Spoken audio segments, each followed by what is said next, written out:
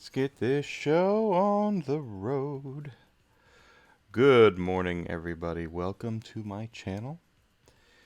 If you first time here, my name is Enigma, and I'm a variety streamer here on Twitch. 15-year industry veteran, lifelong gamer, console collector, and I have a very, very good time streaming games for you guys. I hope you're having a great week so far. Hope you're having a great Tuesday.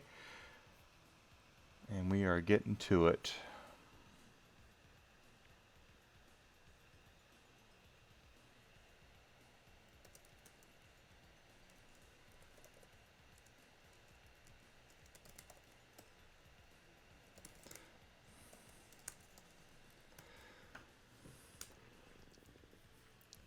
And I'm letting people know that I'm here. And we will get this show going. So I hope you're doing very, very well.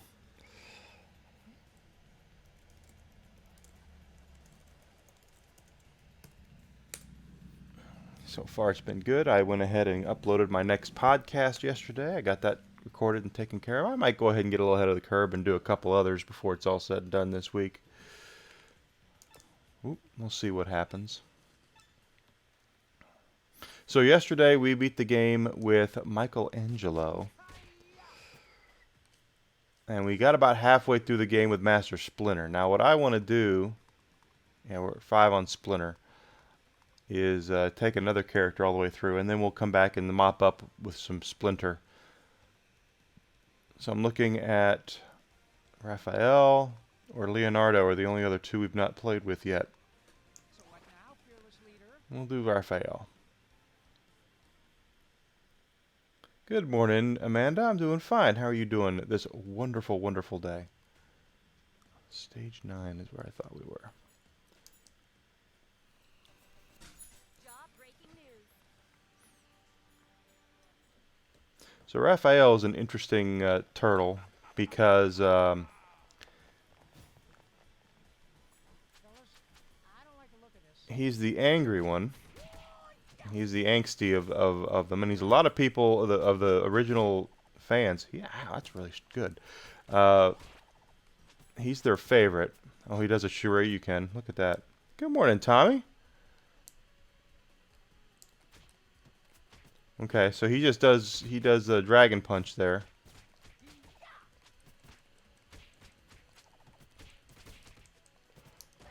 Ah! Wow, okay. The Raphael, his strength is going to be with the dash. Look at this. He dashes and just takes him right down. His range isn't that good because of course he uses the Psy, but he's really he's strong and he's fast, so that's better than average. He's about average speed. But in the original show, they didn't make him angsty. They just made him sarcastic.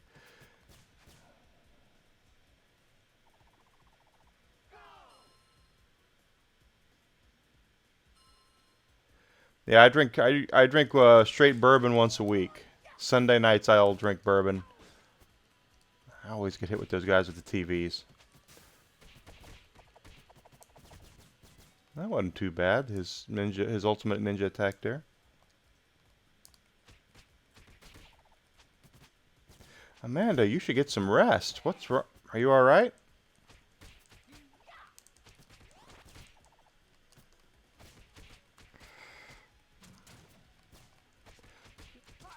Yeah. So Raphael's strength is going to be with his dash attack because he really is. He does a lot of damage. And his range is to the point where you wanna do that.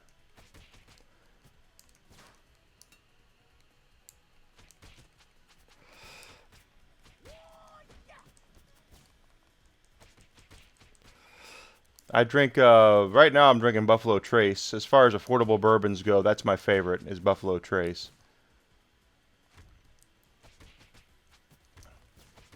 Once you get into anything more, a little more higher tech than that, then you start to pay a lot more money. So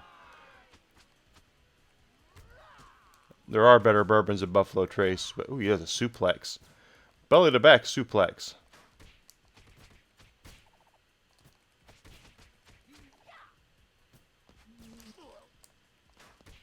Or a German suplex.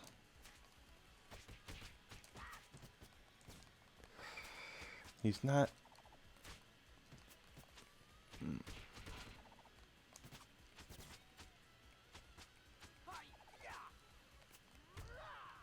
Is that... He still has a dive kick. His looks like his air assault is not going to be that great. Oh my goodness. Yeah, you were kind of quiet yesterday.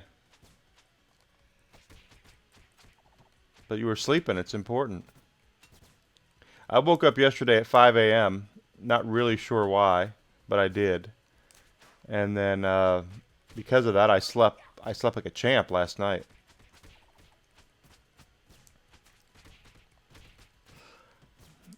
Usually I know exactly why I'm not sleeping, but yesterday I didn't know why I woke up so early. Ooh. Oh, don't be sorry. I'm fine. More worried about you. Hope you're doing all right. That's all. If you're not sleeping, usually maybe there's something going on. We think he fixed the handyman and finally fixed our dishwasher. All right, Bebop. I don't know if that's the right voice for him or not.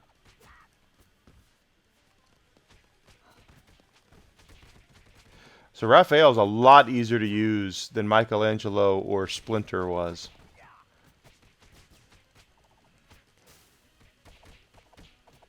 Wow. He just completely wrecked Bebop there. That was really good.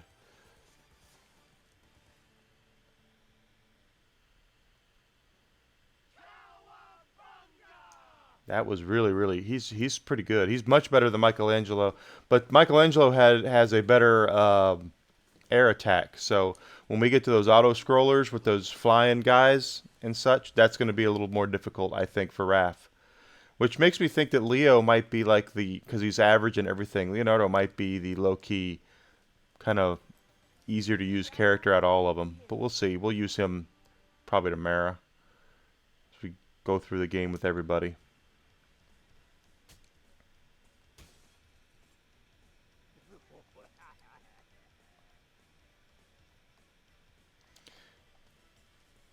That depends on what your work schedule is, Amanda. You'd say you work some odd work times, so just be don't think of that as being weird and not normal. If you're working a lot, that's how it goes.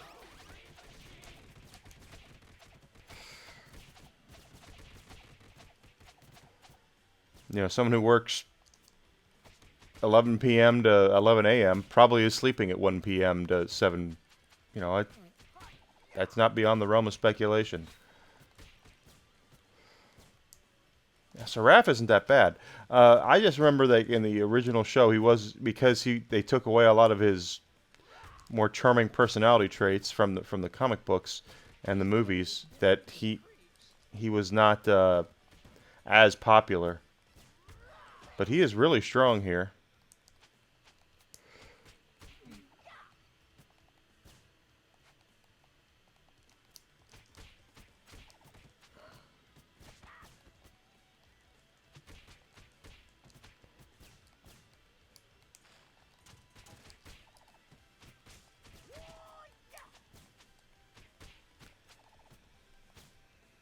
Very cool.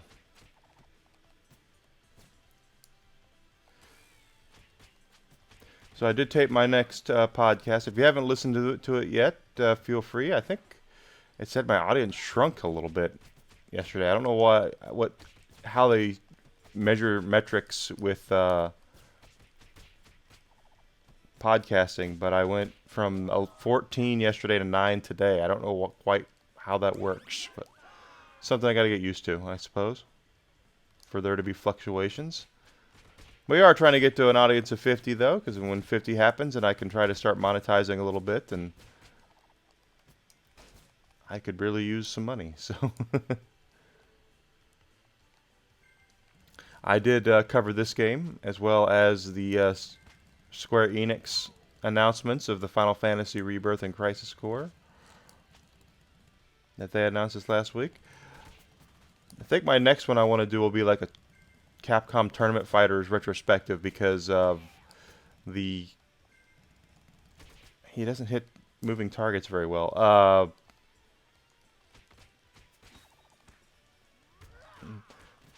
The Capcom Fighting collection that's coming out, I think it comes out Friday.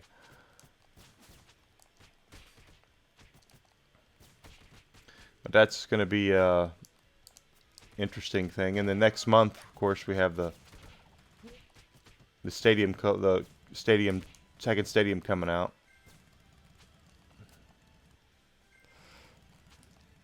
I'm trying to hit him. There we go. This cave gives me the creeps. Yeah.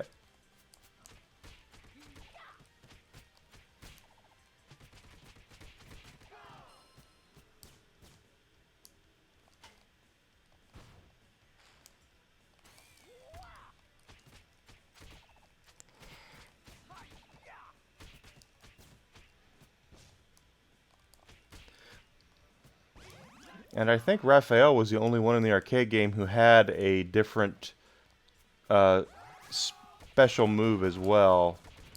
In the original arcade game, all the other turtles did this jump and swipe attack that was really, really strong. It killed any foot soldier that you hit it with. That's why a lot of people used it. But it was Raphael did one that was like a spin, this sliding kick or something, and it wasn't that strong. I didn't use it a whole lot, but I do remember it. All right, Rocksteady, let's see what you got. Say your prayers.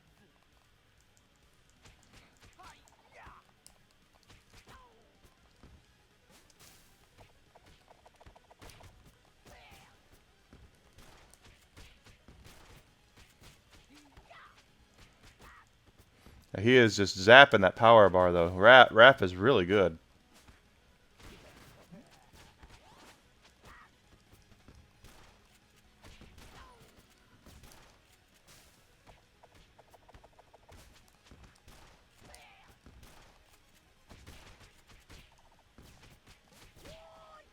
There we go. Easy peasy.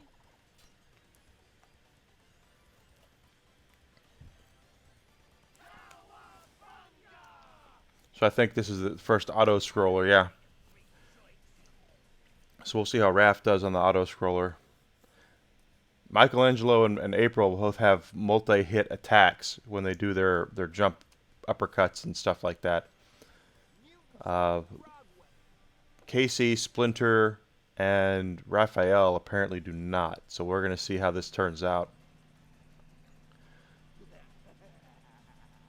with the Toidle Tenderizer.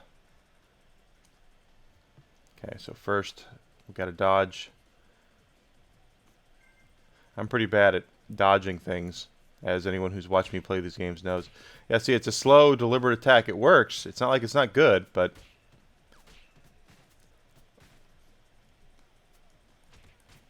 Michelangelo and April are able to kill a lot faster with... Yeah, that was good.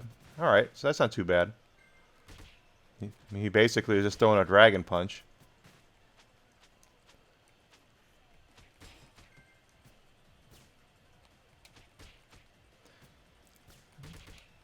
We want to get to 2,000 points because that'll be the max level.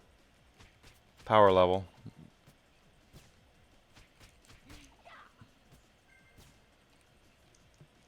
Oh, I missed that. I dodged it. Good. Okay. He's not that bad when it comes to... Ow. I do that every time. I don't know why I do that.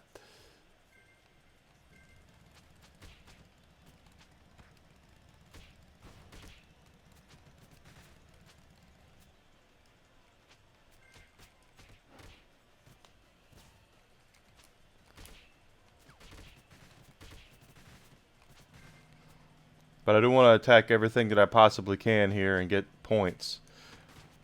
So we can max out Raphael's power level.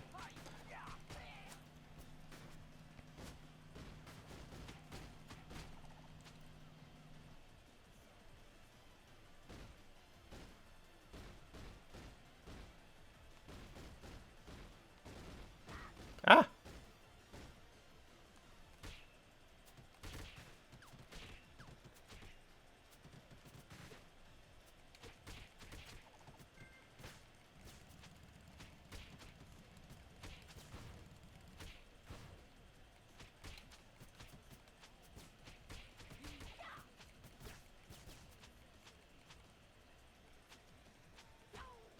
Oh, come on, really? He's got a wrench, for crying out loud. Not like he's a... Yeah. Give me that pizza.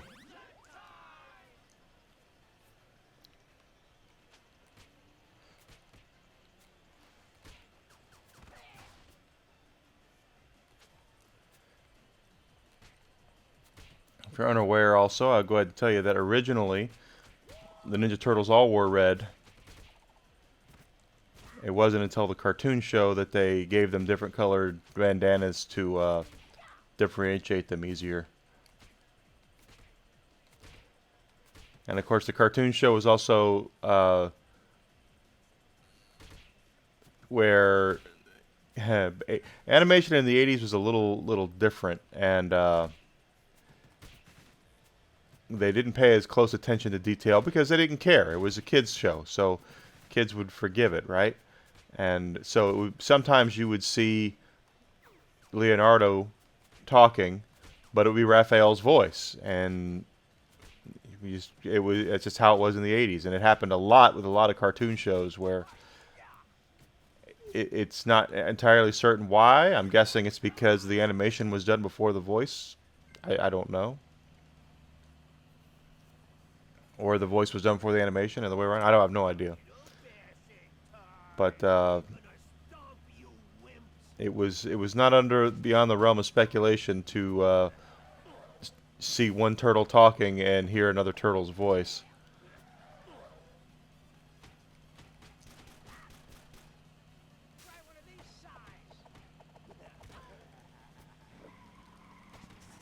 And Raphael here, his voice actor is Rob Paulson. Very accomplished voice actor. Raphael is one of the more popular characters. He also is the voice of Pinky from Pinky and the Brain. So, if you think I've heard his voice before. Oh God. I'm not interested in buying followers.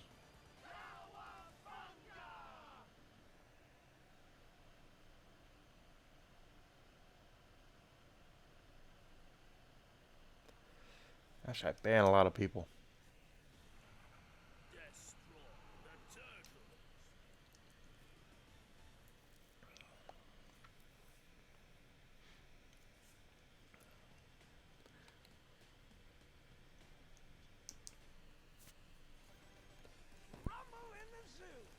The only other one that I know for certain that was a voice actor for the show is Cam Clark, who does Leonardo. He was Liquid Snake in Metal Gear Solid, so if his voice sounds familiar, that would be why.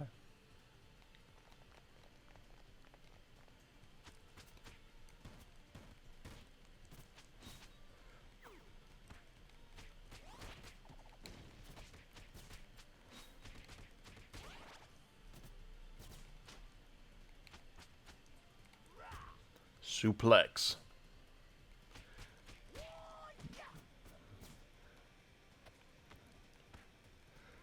Raphael's taking the foot soldiers of Suplex City.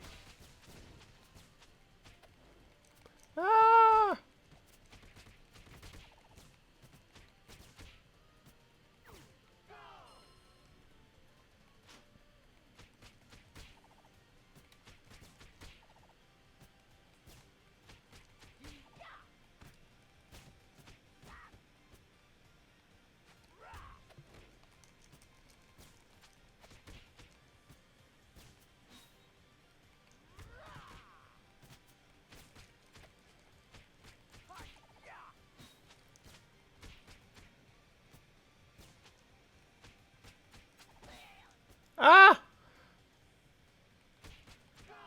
of a sudden, I'm not doing that great.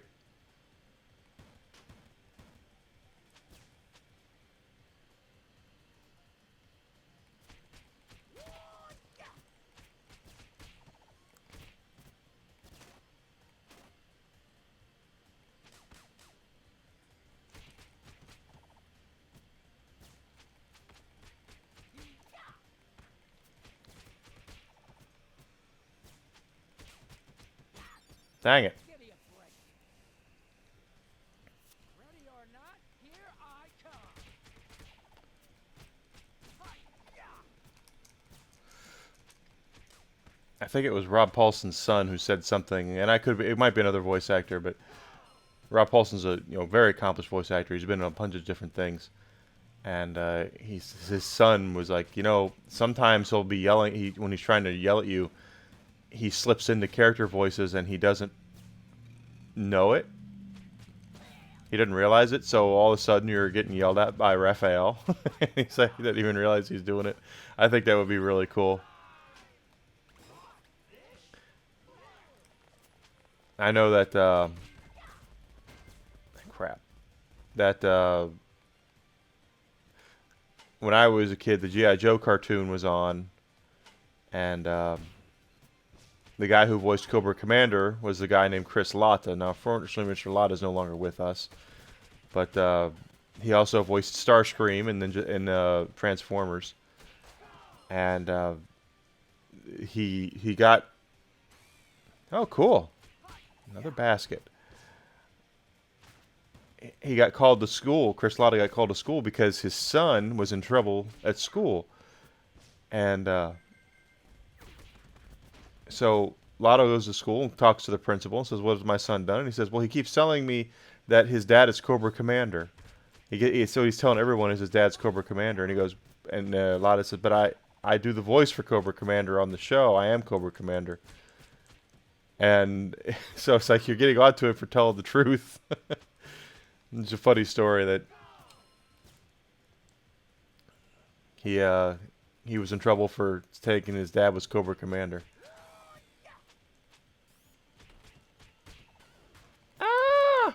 I do love voice talent. I really do. I always have. The ability to change your voice and sound like a bunch of different characters is really cool to me. Not that I know anything about doing that. I can do that a little bit myself.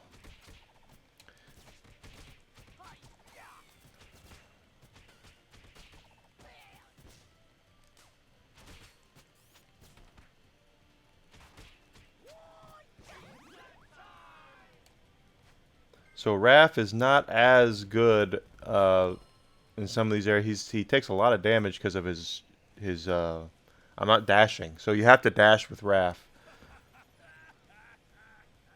You're gonna get the horns, partner. Can you dig it, suckers? Have a shot.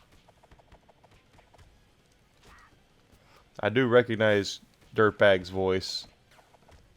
I can't think of his name, but I've heard him before.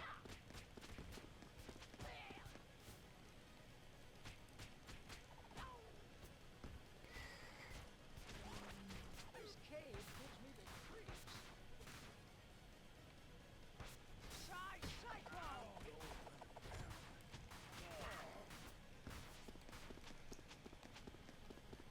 Oh, just run him right over.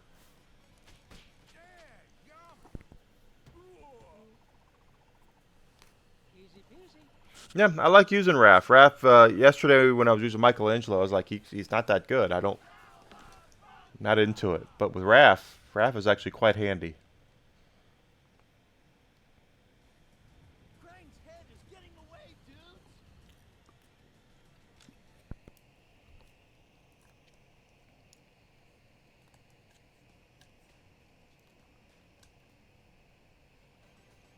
King of the spill. King of the Spill. So later in the week, we're probably going to go back to Elden Ring.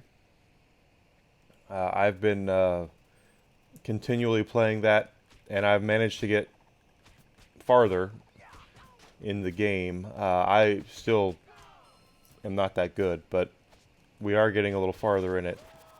So probably tomorrow's Wednesday, probably Thursday we'll go back to Elden Ring. And I am thinking of changing my streaming schedule a little bit. I might take Friday nights out. I'm thinking of taking Friday nights out and doing some afternoons instead. See, golly, I'm just getting whipped. What is with me today? I have to dash more with Raph.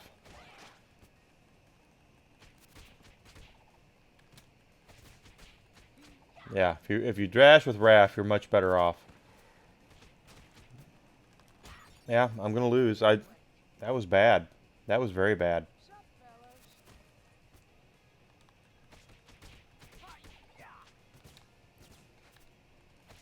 I'm thinking I'm gonna do that and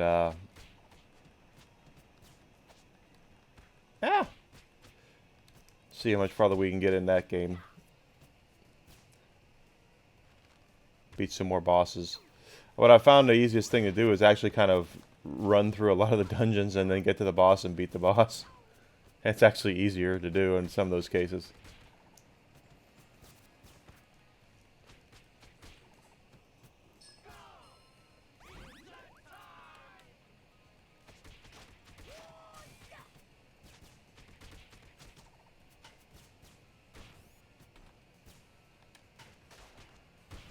Ow.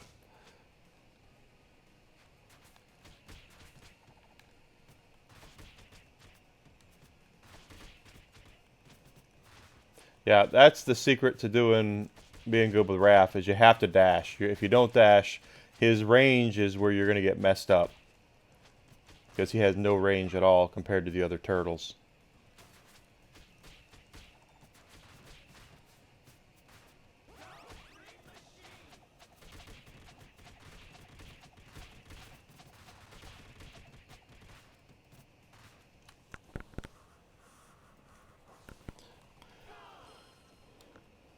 Still selling your baskets, Amanda. Hope you're selling a lot of them.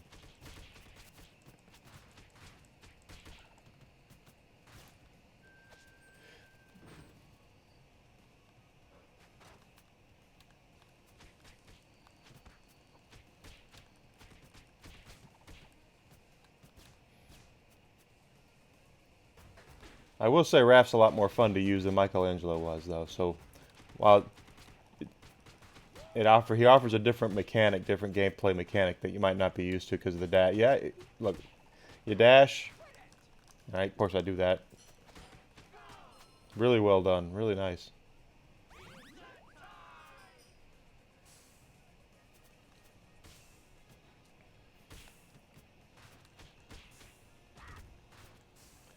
Didn't see that happening. You'd think I would have seen it happening.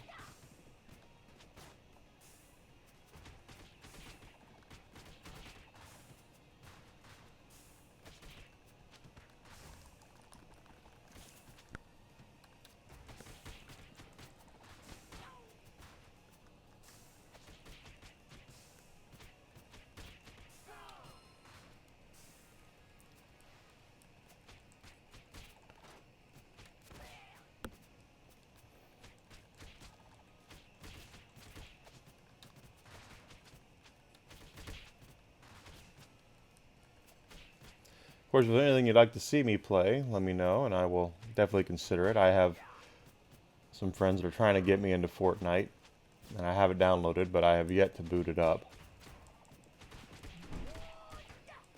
They all play at night, though, and since I am pretty busy at night, I'm not able to do it.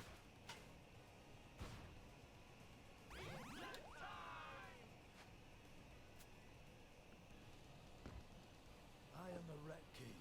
You're trespassing on royal grounds. Have a shot.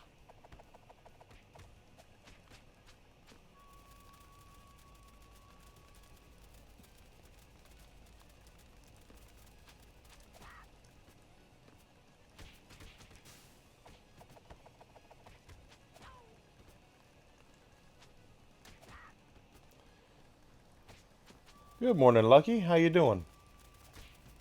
Happy Tuesday to you. Ow. I hate swing music. I hate swing music. So Rat King does not let you really dash at him because he can throw you out of a dash. So you got to be careful with him.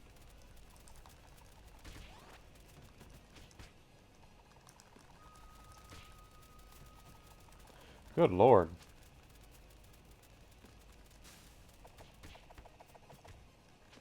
I hate swing music. Mm.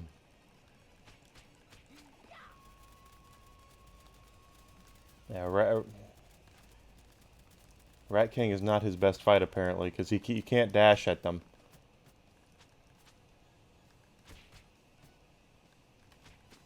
I hate swing music. Give me a break. Ready or not, here I come.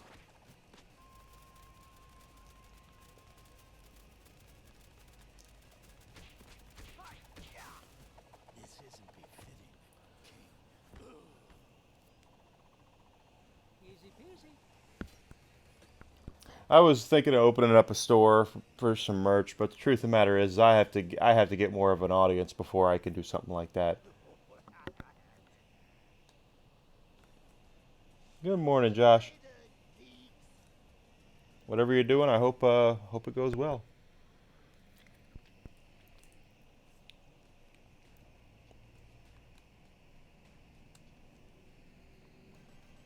Mall meltdown. Good, good. I am glad to hear that. All right, so Let's stop those foot. Whoa-ya! we're gonna have to. I'm gonna be a little more careful with my dashing here, because that seems to be how Raph works. Is they're kind of begging you to dash with him. He's all about speed and power here.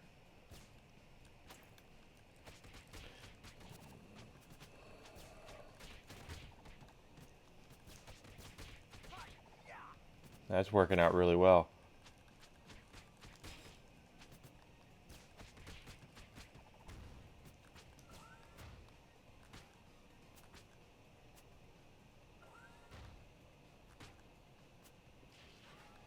Should only be 3 hits to take him down. Oh, no, it's more than that. Okay. Crap.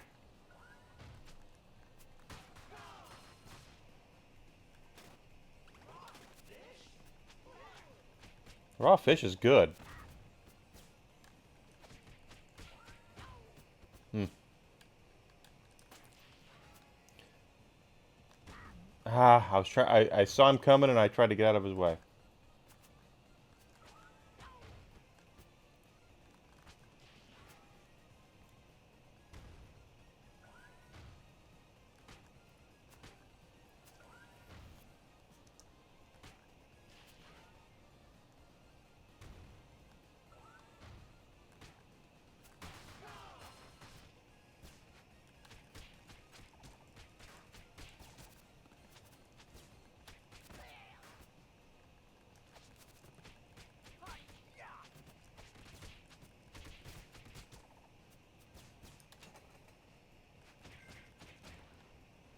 There we go. How's your week been, Lucky? Are you doing all right, man? I know you had your noggin knocked a little bit recently.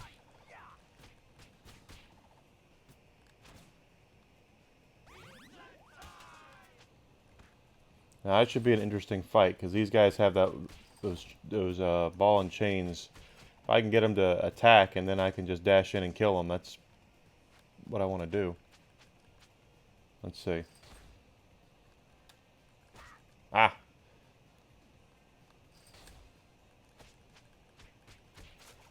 Yeah, you kind of have to do that with Raphael because he doesn't have the reach.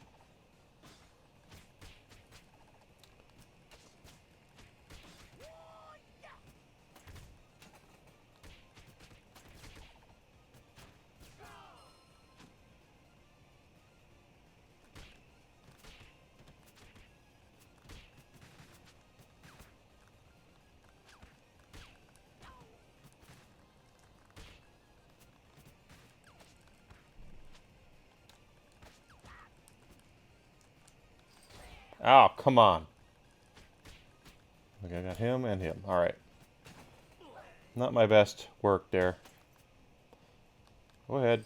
Ah, good lord.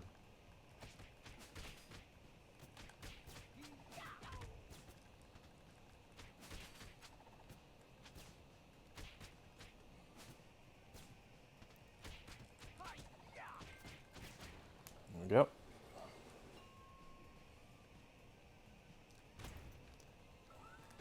Ah, I was trying to jump. Yeah, give me that.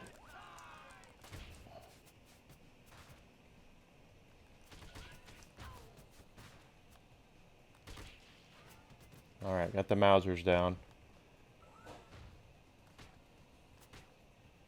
There's 2 attacks. Got 1 on that one. There we go.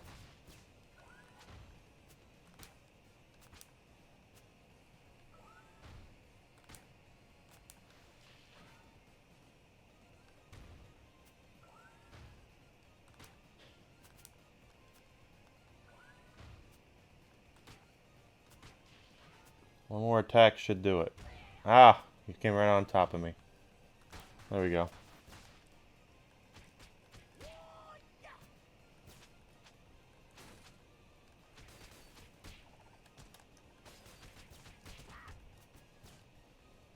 Yeah, the arcades were a really big deal when I was a kid.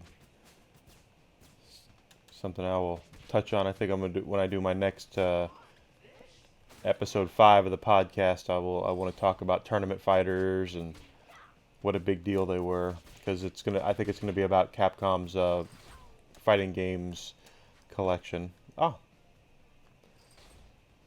and a lot of those games are games that I grew up playing, guys. You walk into an arcade and chances are at least one of those Capcom tournament fighters was on display.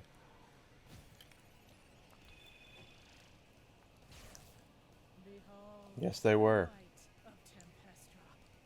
And there's going to be a lot of Street Fighter and Darkstalkers representation there, I can tell you. And Darkstalkers is kind of low-key, uh, a very, very popular and good fighting game series. Unfortunately, it's not as nostalgic for some folks. So you don't see the big push. They tried a couple years ago to revive Darkstalkers, and it just didn't go as well as they wanted to.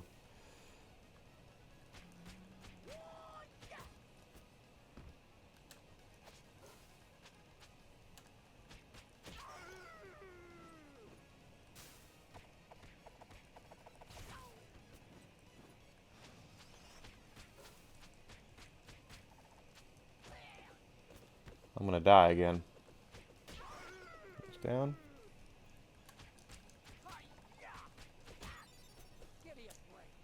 Saw that coming.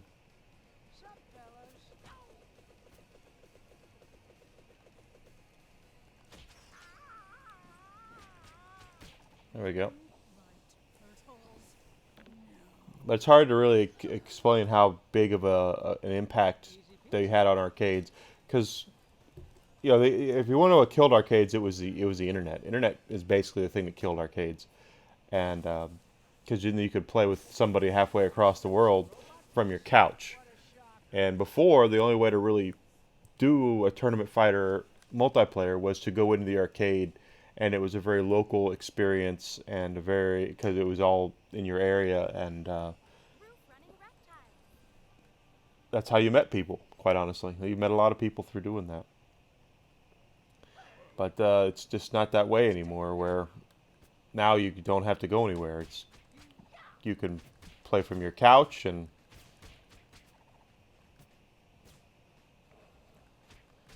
that's what killed that killed the arcade, and so did the fact that the hardware caught up to home console hardware caught up to what arcades could do. I know that there was some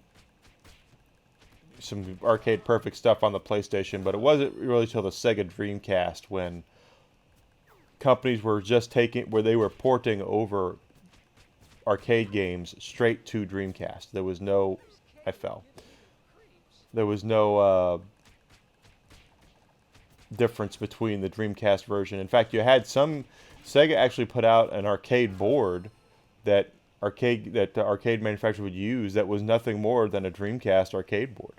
So if you look at Marvel vs. Capcom 2, the original version of that game was made on a Dreamcast board, and that's why it was so seamlessly ported to the Dreamcast as quickly as it was because it was made for Dreamcast by Capcom on Dreamcast hardware. The Dreamcast was supposed to be around a lot longer than it was. I have a lot of fond memories of the Dreamcast, as do a lot of people. I think Sega just realized if you once the PlayStation 2 was revealed and everything it could do, Sega knew they were a dead man walking at that point.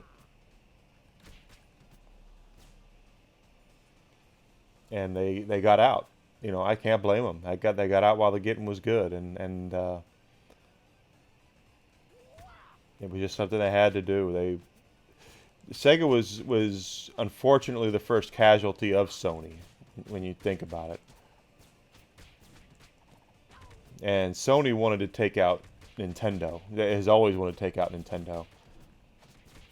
That's been talked about quite a bit, and I will probably talk more about it on my podcast at some point,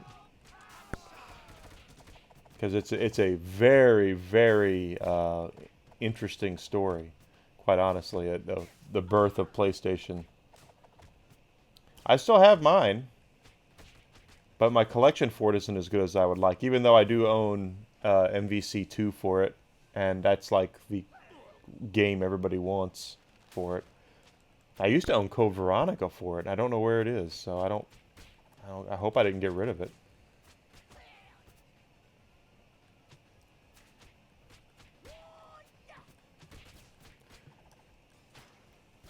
Oh crap! But that was how it was back in the day with Sega. The Dreamcast was a great console, but they just knew that after what Sony was doing with this PlayStation 2, that they weren't going to be long for the world, because the PlayStation 2, I mean, it was literally David and Goliath at that point with Sony. The PlayStation 2 was so powerful that there was nothing. Sega just knew they were done at that point, and they got out of hardware completely. I remember the first game I held for the Sega game I held for the GameCube was Crazy Taxi, and I got it when I was working at Sam Goody. I got it in, and I was getting it ready to put out. And I told my boss, I said, I feel dirty holding this. You know, Sega games on Nintendo. It feels like some sort of dystopian future kind of thing. It should not happen. But it ended up being pretty smart for Sega. That's what they should have done.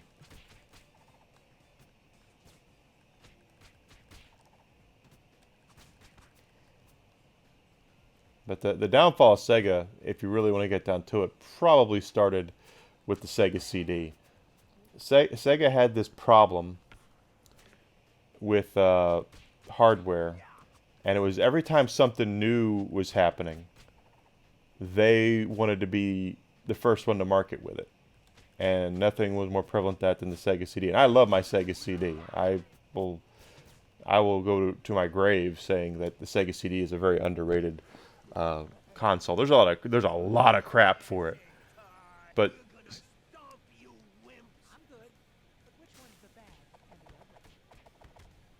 they just basically had to get it out before anybody else could. And it was because of the Sega CD, probably, that Nintendo really realized that they needed to get out and not worry about CD at that point. That and because of Sony, but every time there was Sega had something that they new piece of hardware, it was like, guys, really, seriously, shouldn't you spend some time in perfecting this hardware? And they never spent time doing that. And then they made the mistake with the Saturn, which is another awesomely horrendous story for Sega. And it seemed like they were getting back on track with the Sega Dreamcast, but they were dead man walking at that point. They just didn't know it yet. And then Sony announces the PlayStation 2, and Panic in the sky. Sega was like, "Oh crap, we have to. There's no way we can compete with that." One way to avoid New York traffic. And it's sad because like I said, I love my Sega Dreamcast, but I own two of them. In fact, I own an Asian one and an American one.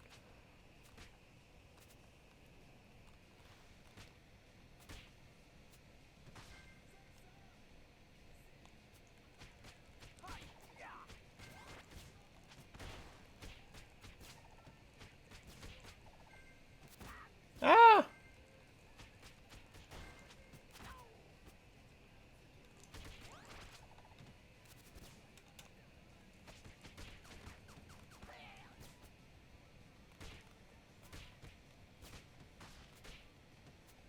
Dragon Punch. Ah.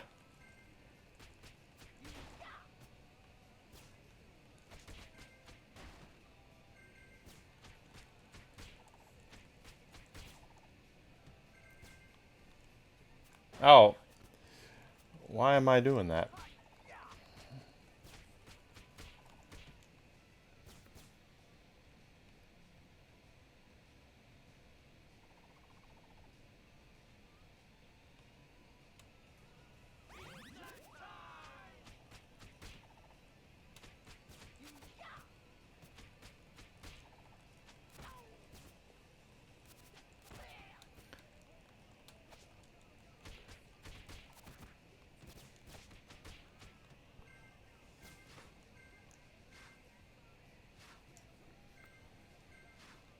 I think Capcom did a couple of arcade games that were on Dreamcast hardware because Capcom was a really big supporter of the Dreamcast. I always heard that Capcom and Sony didn't get along very well. Of course, now they're doing Street Fighter together now, and I've heard since Street Fighter 5 that Sony actually had skin in the game on Street Fighter. So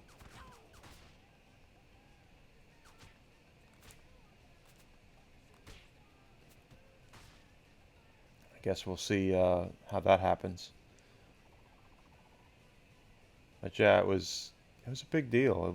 It was tournament fighters were huge for a couple of years, and gaming is I'm going to use this term, and I realize it's not what it means now in 2022.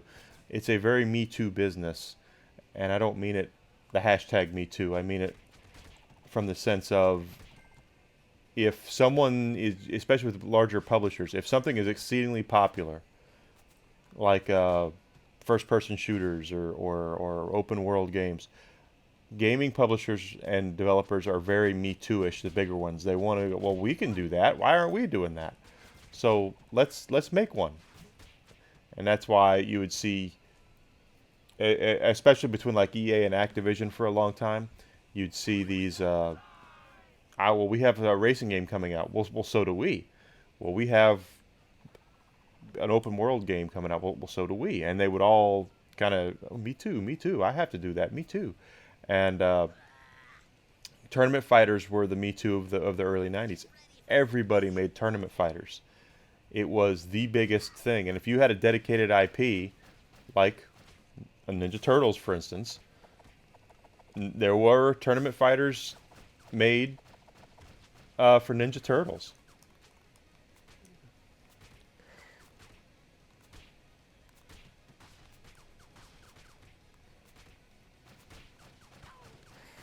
So it's not. Got him. Good.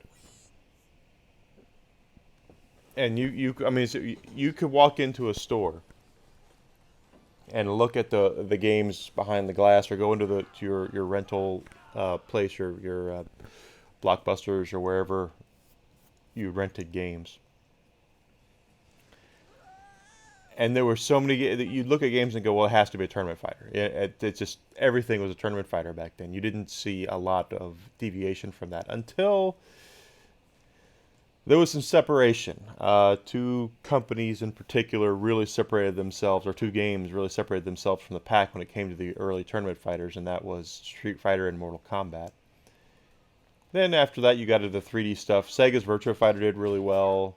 Tekken did really well. They kind of took over in the 3D space. It's kind of funny to go back and think about it, where I can remember reading magazine articles and reading reviews of Street Fighter games where the reviewers were ticked off that Capcom had not gone 3D with Street Fighter, because Tekken was out there and Virtua Fighter, and at that time, Capcom was still doing. They were doing Street Fighter Alpha at that point, and they were still doing hand-drawn sprites, and they were still it was all still 2D, and the reviews would be like, yeah, it's great and all, but wouldn't it be better if it was in 3D? And Capcom stayed true to that for a very long time. They did not do 3D until they did try it with Street Fighter EX, and then there was another one they did. I can't remember what it was called. I have Street Fighter EX for the PlayStation 1, where they had a bunch of characters no one had ever heard of. There was Ryu, Ken, Chun-Li, Zangief, Street Fighter characters, and then they had like a Skelomania guy, and I think there was a guy called Cactus Jack in it. That was Mick Foley was waiting for his residuals for that, but it was just not. It wasn't as good. It didn't have the charm that Street Fighter would go on to have, and even now they do. They do 3D. The Street Fighters they do are 3D, but they're still on a 2D plane. So.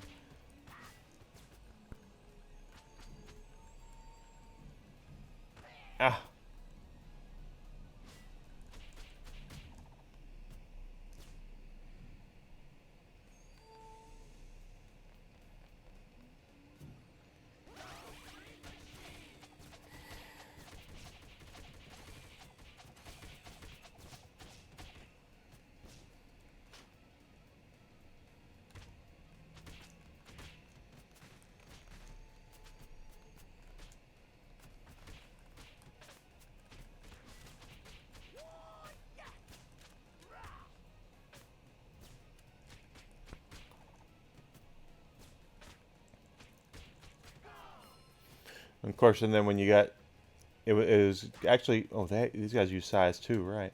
These are the most annoying foot soldiers in the game. And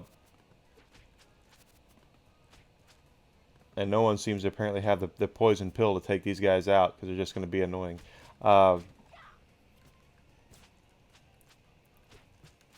2D was kind of it's kind of funny that Sony did not want 2D games on their console, on their first PlayStation. They were very much against it. And the reason why was because the Sega Saturn was... Sony made a platform. The PlayStation was a 3D platform that could do 2D games. And the Saturn was the exact opposite. It was a 2D platform that could do 3D games. So the 3D games always looked and played better on the PlayStation, while 2D games always looked and played better on the Saturn. And Sony did not like that, so there was not a lot of RAM to it, and they made it very... Sony changed the hardware several times for the PlayStation 1. God, I hate it when I died like that, right there when there's a pizza. There we go, good shot. If you don't know what I mean, piracy was a big problem back during the PlayStation 1 and import games. And while import games are not frowned upon now, they were really frowned upon back in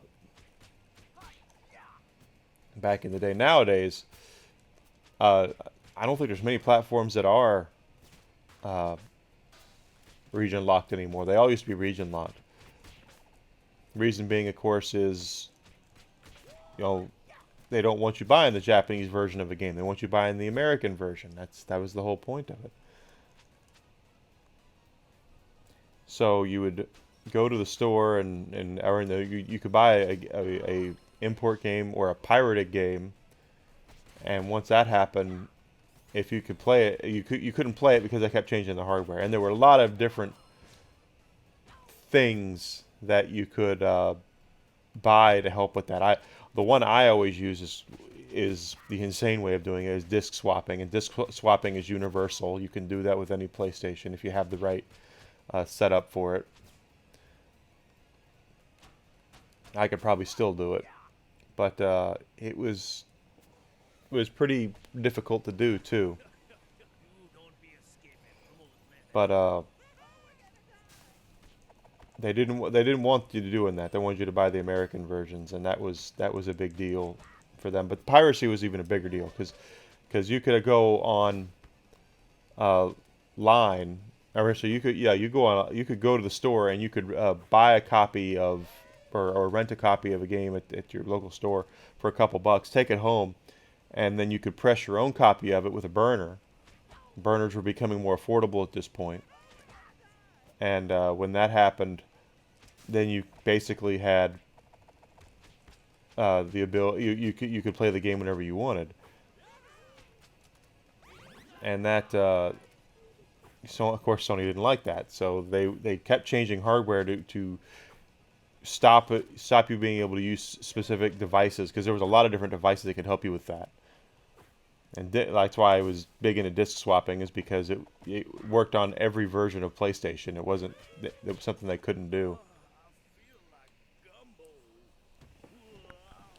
But because of that, it was hard for people to expand the PlayStation as well, RAM wise and things like that. While the Saturn was very simple to, there's a slot in the back of the thing. You put the thing in there, and it's an upgrade cart for. You could use it for memory cards. You could use it for a action replay. You could use it for, pardon me, all sorts of stuff. And we used it. Like I said, I didn't ever really. I bought one pirated game. I didn't know it was pirated when I bought it, and that was why when I go to this day, when I go on eBay, I try to be very careful as to where I'm buying stuff from, because I don't want pirated stuff. But I did buy a pirated game by mistake.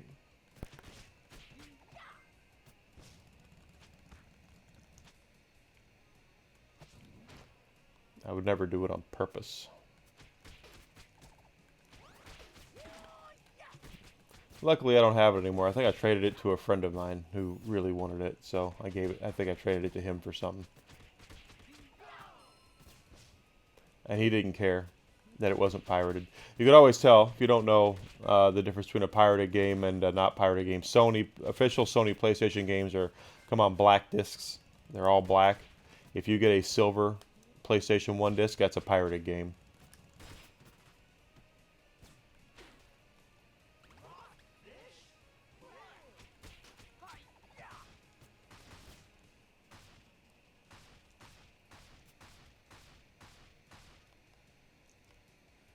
Good Lord.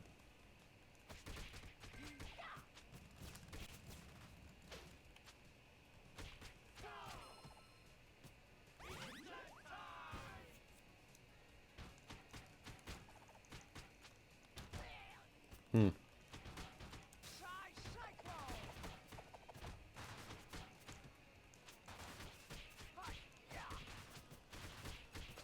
Hey, Smithers, how you doing?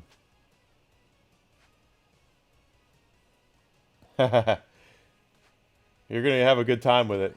It's really well done. I'm trying to beat it with all the characters.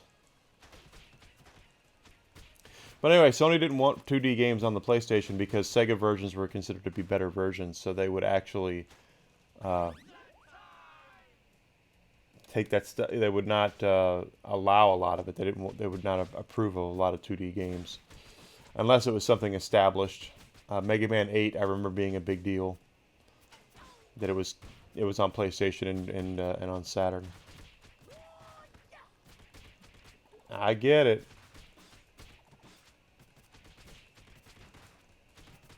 Ah.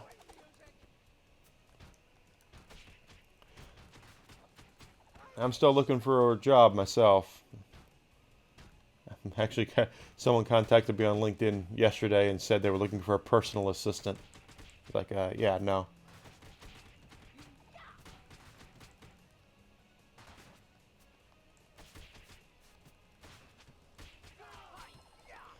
I have beaten it with Donatello, Michelangelo, April, and Casey Jones. I'm halfway done with Splinter. I'm doing Raphael right now, and then tomorrow I'll do Leonardo.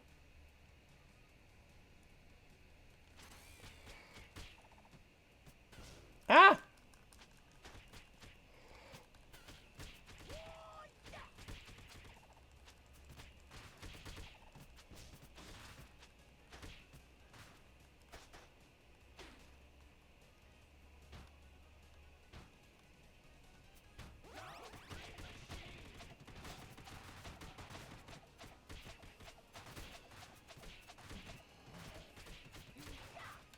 Come on, get him. There we go. Yeah, with Raphael, it's got dashing is it with Raph because his range is so bad that you need the range you need to cover short distances or long distances quickly.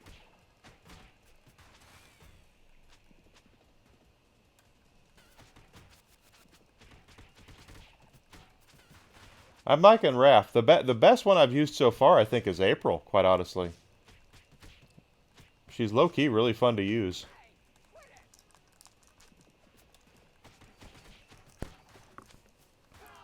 You can't use Casey Jones till you beat the game once though, so keep that in mind.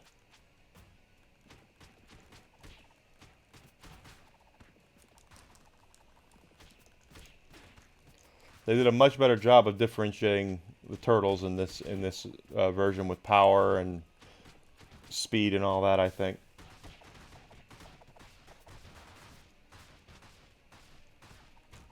Good lord.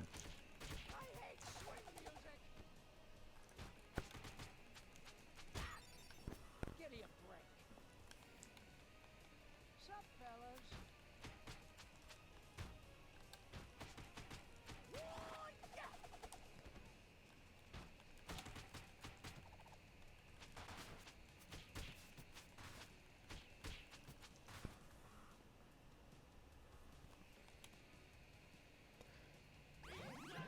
No, I should have waited to get that. Oh well. Delete the turtles.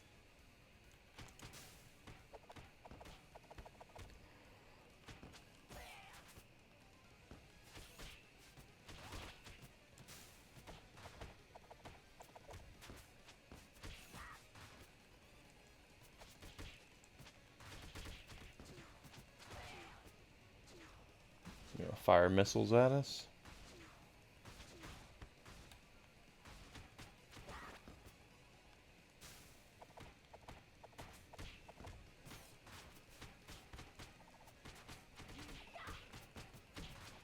There we go. Also clear to me now. The turtles are my friends. System brush. Easy Yeah. peasy. Yeah. So don't forget, guys, we are looking at we have 36. I'm sorry, we have 14 subs the last 2 months. I am trying to get to 50 by the end of the month. If there's a way you can help support me, I would appreciate that. Tonight I dine on turtles. If you can't, I completely understand though. Money's tight for a lot of people right now, myself included. So just glad that you're here. That's what really matters in the long run. Is that you're here with help me become better, and that's what I want more than anything else is to be a better content creator for everybody.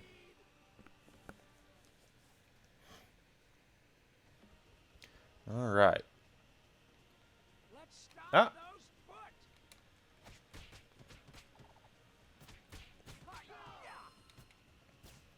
my latest podcast, there is a review of this in there. So if you want to know, I mean, I've been gushing about it on stream, but I do have my official review on my podcast.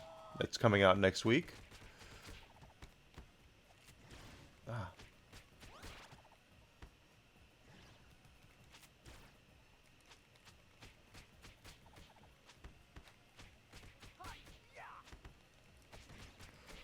Basically, if you are an old school arcade beat 'em up fan or an old school Ninja Turtles fan, this game is for you, is what my review says. But I go into more detail about it. I saw one guy on YouTube said it's game of the year. I don't know if it's gonna be that good, but it definitely deserves to be in the conversation, I think, at this point anyway. Especially in a down year, because we've not had a lot that's come out this year, quite frankly. And what has come out has not been. I mean, Wonderlands was disappointing. Usually, and that's me saying that, and I'm a huge Borderlands fan, so if I'm saying that's disappointing. Horizon Forbidden West, it's okay. It's a good game. Probably going to be in the conversation for Game of the Year as well. Jinx! Fan-made Turtles game. I've heard of it, yes. I've never played it though, because I'm not a PC guy. I don't have a gaming PC. I'm playing this on Switch.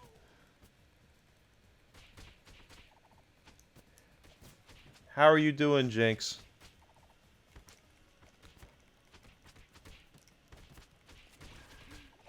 I wouldn't mind having a gaming PC, but it's something I can't afford right now. Okay. Thank you for being here, Jinx. Jinx is a good friend of mine, guys, so if you're looking for someone to follow, she streams on the weekends primarily. Very, very good friend of mine. She's playing The Quarry right now, I think. At least that's what she was playing over the weekend.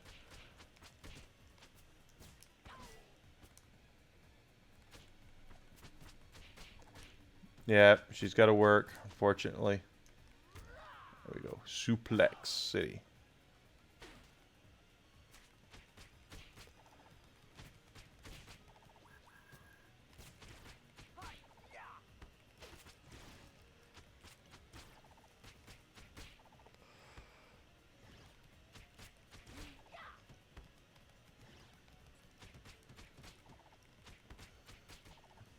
So he is a lot more effective against these Triceratons than Mikey was.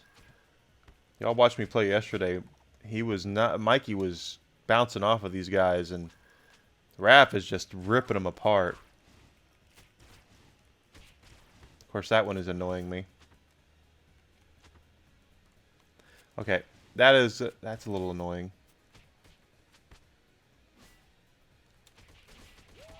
Go, got two of them.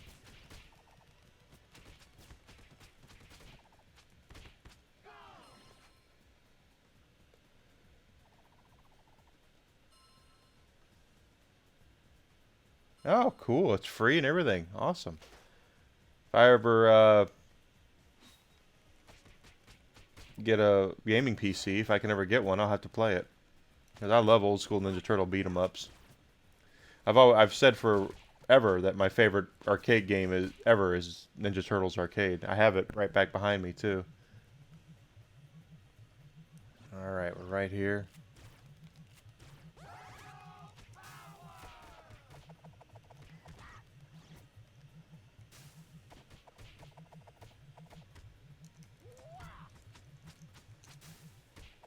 I didn't mean to do that, but whatever.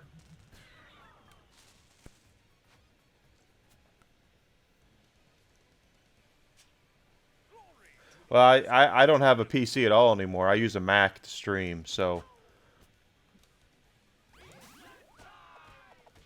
I need at one point I would love to have a PC again, but to make a long story short, when I went back to college back in 2000 and I'd already been going, but when 2012 is when I was for my bachelor's. I went into a store to get a new computer to go to the university, and I used this. I used Windows 8 for the first time, and I was like, "Oh my God, this is horrible." So I went Mac, and since I've done that, I've not gone back. So I know that the new Windows platforms are better.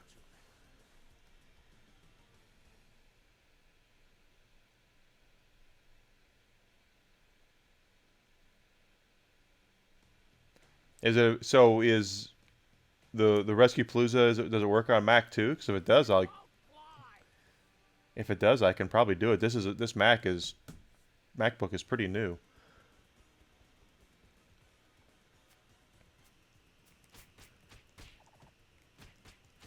I just assume that if it's a computer game, I can't play it because I use a Mac.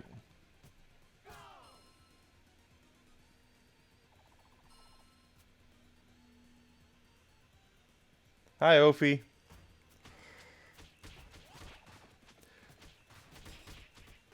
Yeah, but when I went back to college in 2012, I was going to Aurora University.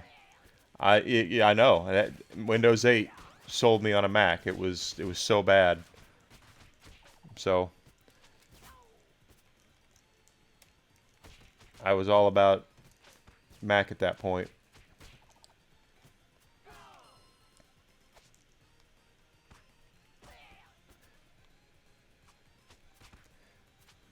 Ophi is awesome. Another very good friend of mine, Ophi.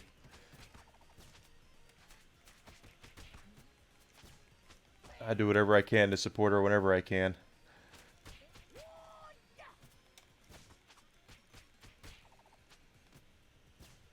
All right.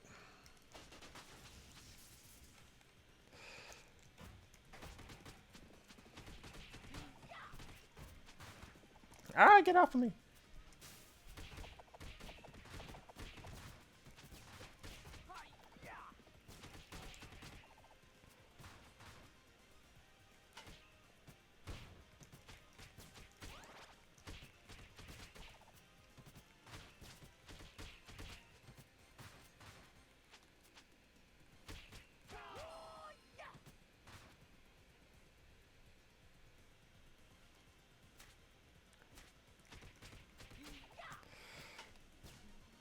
Ah, good. That was a good blow up there. Good explosion.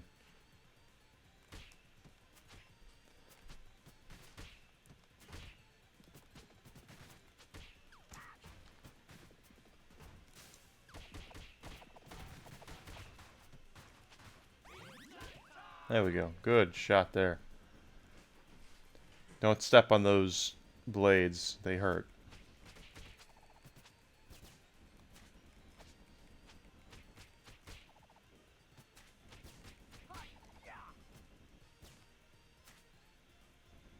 One up here. Or just hurt yourself.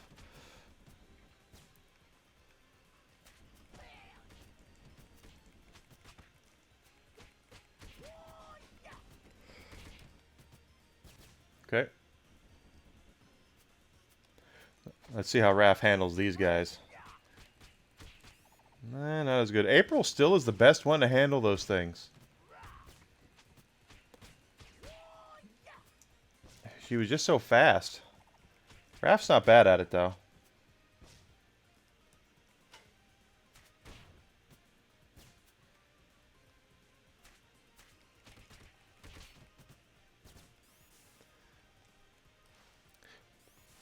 Oh, that reminds me.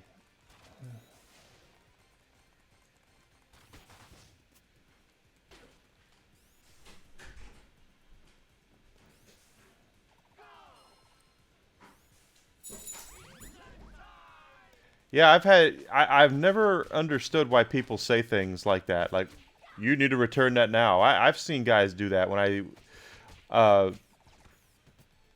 earlier this year, I was streaming directly off of the PlayStation, and because I couldn't get my Mac to run OBS properly, and I was really distraught because I bought this brand new MacBook last year to stream off of, And one guy that I was talking to was like, dude, your Mac is trash. Get rid of it. It's like, dude, the Mac is not trash.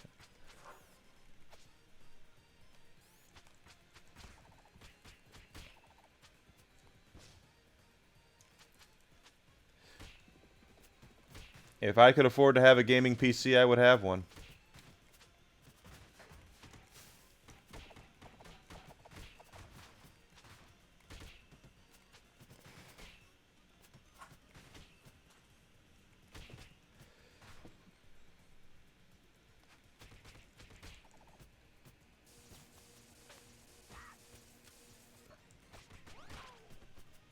No, Mac is stubborn about things.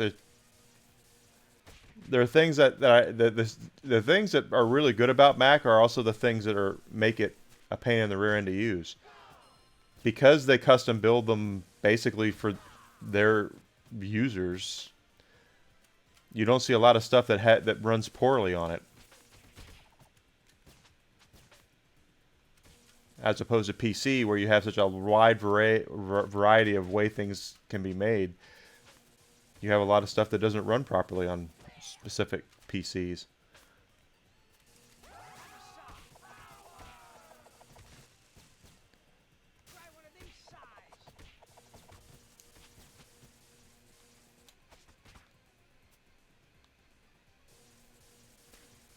I can tell you that I tape my podcast on the GarageBand uh, thing that they have for it, and it works like a champ. It's really good.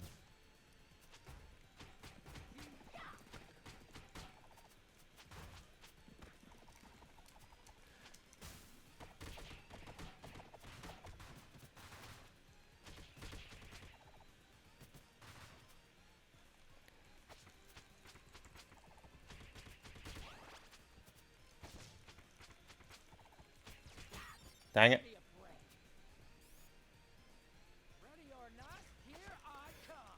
Well, that's the other thing is that if I had, that's why if I do get a gaming PC at some point, it'll be a tower. It will not be it won't be a laptop.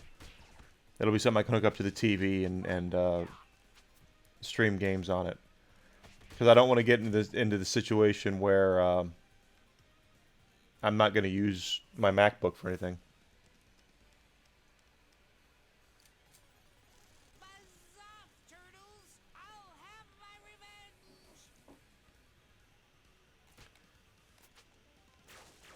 Yeah, that reminds me, guys. Ophi's got a podcast too. So if and she does interviews with small streamers.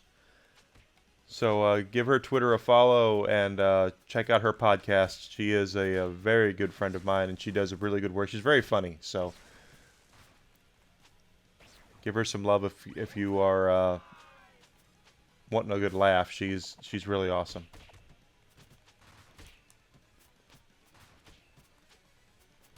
Well, who's bigger than you though? No one's bigger than Ophi.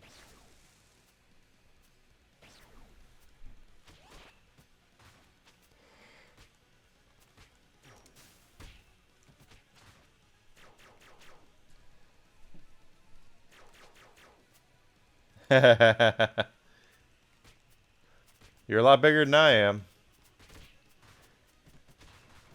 15, 16 people at a time. I'm averaging 6.6 this month.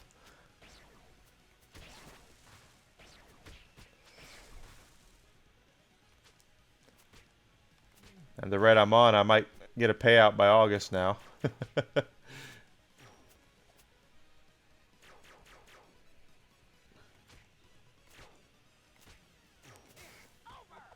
That's true. But I'm not competing with Ophi. I am exceedingly proud and happy that I could call her my friend, and very happy for her success.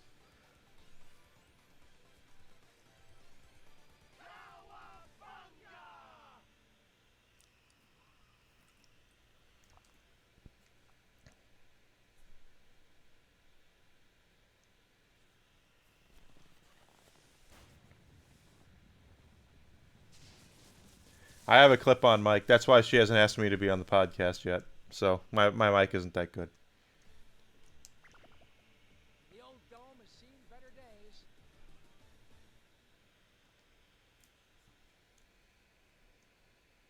Although, this is not a bad mic. I've been told that I sound okay on it. And I use it to do the podcast as well. Although I have a snowball down there, I could always hook up the snowball. Snowball used to be like the best podcast mic. I used to do a podcast back. Is Daylight here? Daylight's probably not here. None of my mods ever show up. Uh, I used to do a podcast with him, and we were doing it every week. So I went and got a snowball, and it was like the best at the time, or one of the best microphones to get for podcasts. And then we stopped doing the podcast about a month later, so I wasted my money getting this snowball.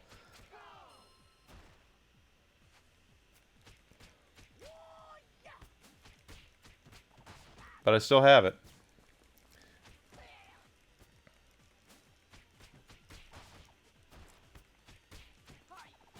Crap in a hat.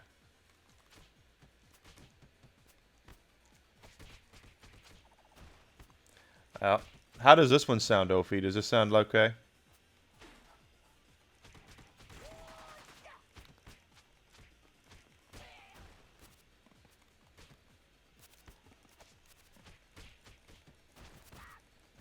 Good. Not bad for 15 bucks.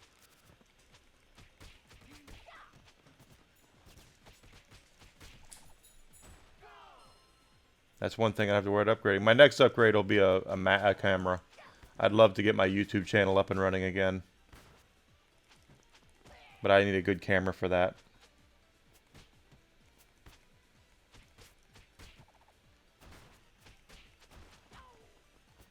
I just started mine.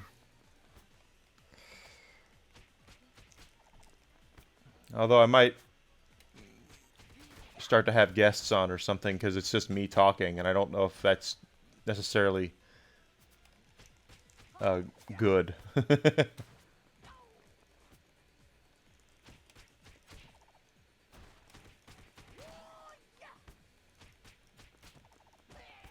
Well, I'd like to have a camera that shoots in 4K for YouTube. So many people have that, and this camera is, I think, a 1080p camera.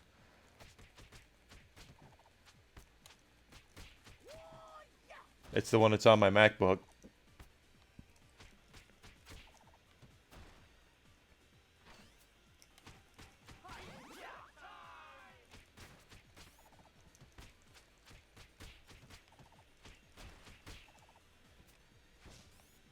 Well, I can give it a go. I'd love to do some. I upload. I'm uploading my VODs for this game right to my YouTube channel. So, people want to see me play Ninja Turtles, it's there. But I wouldn't mind doing some original content for it. It would give me something to do in the afternoons, that's for certain.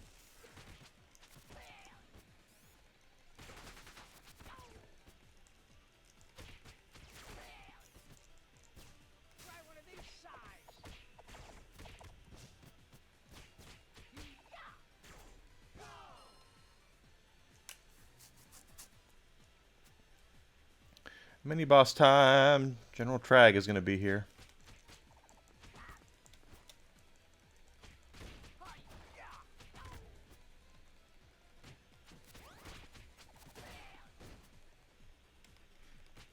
Well, I could get ring lights are really cheap. That's what you're talking about, right? I've seen those where they're not that expensive at all.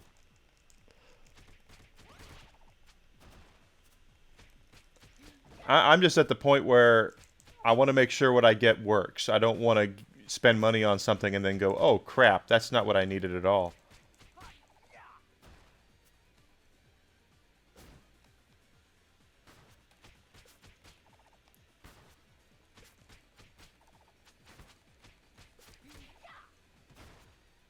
Okay.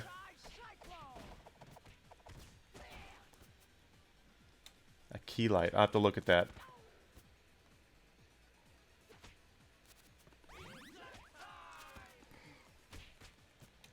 Alright. Intensity and warmth.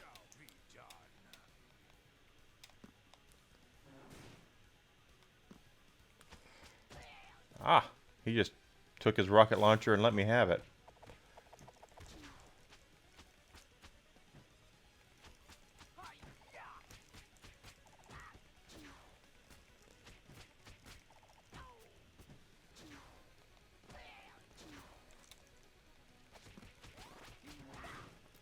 I know that Logitech. I was looking at the when I was in the market. I was looking at cameras. Logitech does a really good $200 4K camera, I believe, but I can always upgrade that later. I just didn't want to start it and then doing stuff on there and realizing that it's not that good.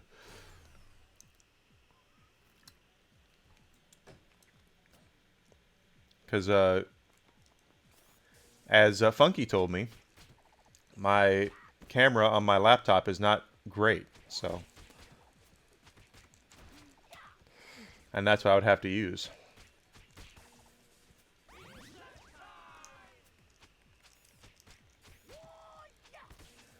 That's what I would be using, is the laptop camera on this Mac. I don't have a standalone camera.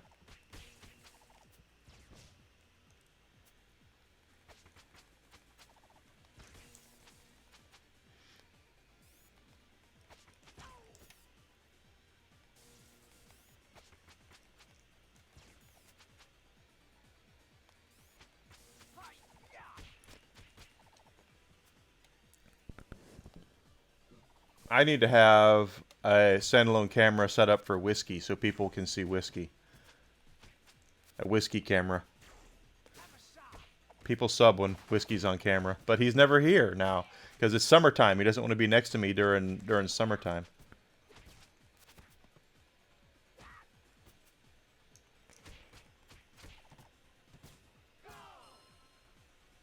Whiskey's a good boy. He's going Thursday to get clipped, so uh, he's very miserable right now because he still has his winter coat.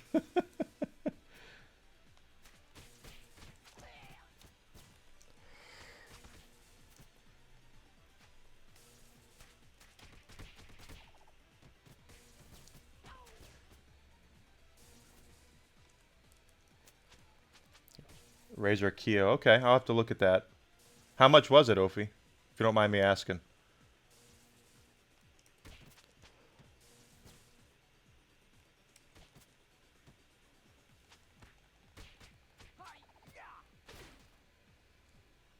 Good to see you, Smithers. I hope you have a great day at work, buddy.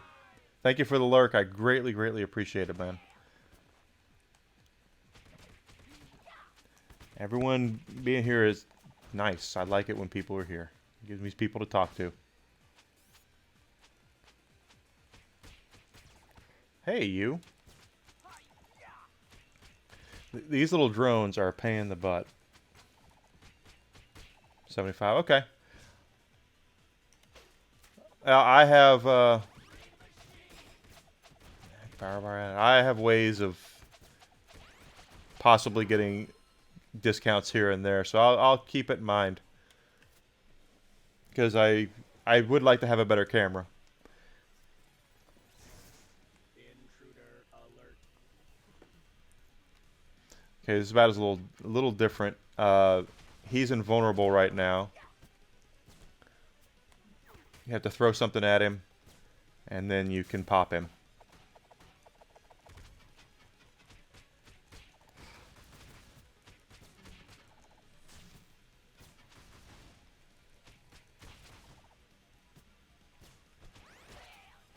Plus, there's always, actually Prime Day is coming up, isn't it? Maybe they'll put it on sale for Prime Day or something.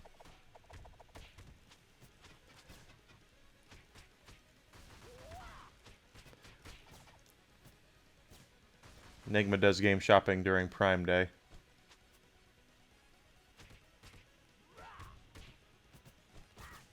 But I get a really good camera, though. You could see me do some YouTube stuff and try to get my YouTube channel up and running. I have like 16 subscribers there.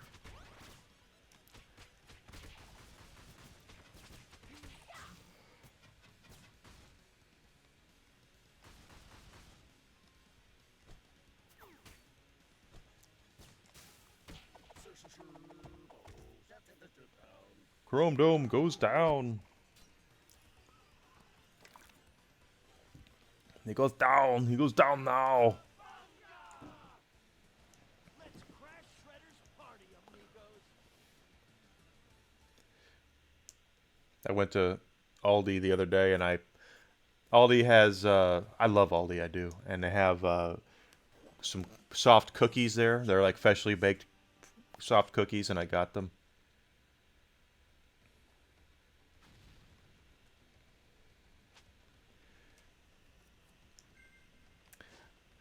I have to think about what kind of content. It'll be gaming content, or sure, or maybe me commenting about pop culture stuff, gaming, movies, TV, and such. But I don't want to get. The problem is a lot of it's political these days, and I don't want to. I don't want to do anything political. So we'll see.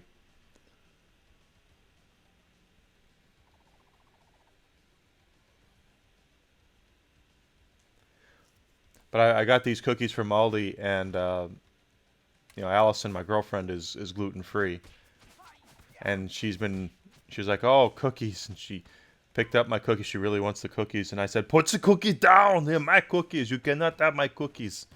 She loved that. Just put my cookies down. They're my cookies.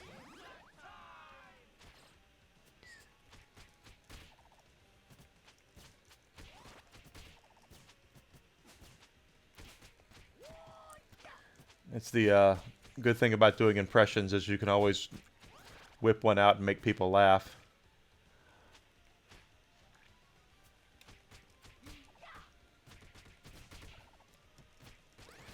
And a friend of mine is she's an aspiring voice actress, I guess, and she said I should look into that since I can do voices. Of course, I've said it before. The truth is, to be a good voice actor, though, you have to be able to hold a conversation as a character. It's very simple, to do. Put that cookie down. You can do that, but can you go to McDonald's and order a meal as Arnold Schwarzenegger? That's the question. And my Arnold is better than most, but I don't think I'm good enough to where I could do that.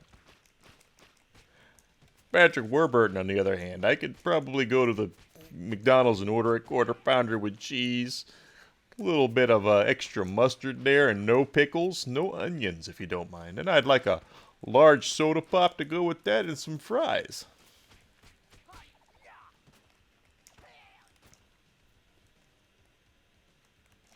Oh, come on. The pizza monsters are a pain in the butt.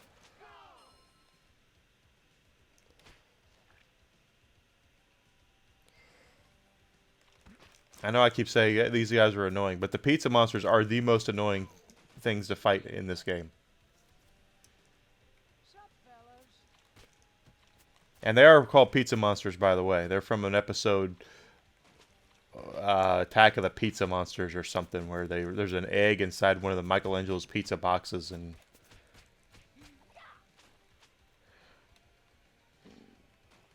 yeah, it would be Lemony Snicket, Patrick Warburton, Kronk, Brock Sampson, Joel Swanson. I'm all those voices. I could probably do that. If Seth MacFarlane is out there, if you need someone if Patrick is a little busy this week and you need someone to do Joel, call me. I could probably do it for you.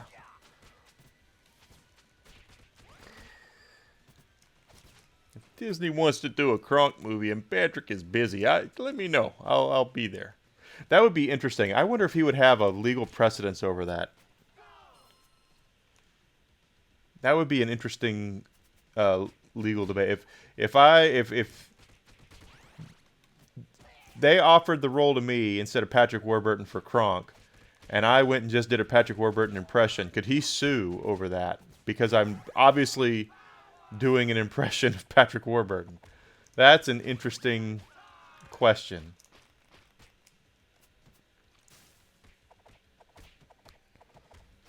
The answer is probably yes. Because if you go back and you watch Dan Castellaneta do the genie, he's not doing a Robin Williams impression. He's just doing his version of the genie. But I would obviously be doing an impression of Patrick Warburton. So there would probably be a legal precedent for that.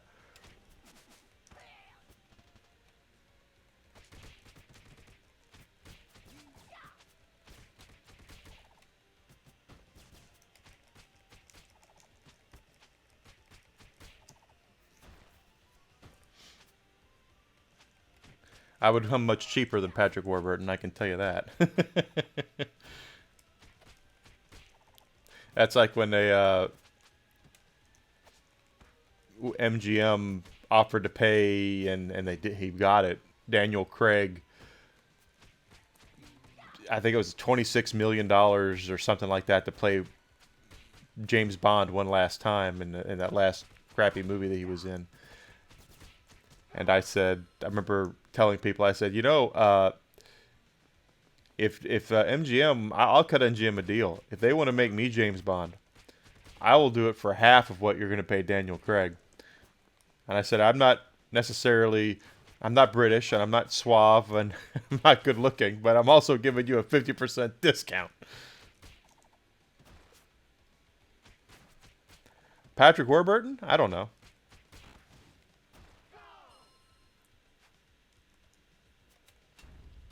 Maybe.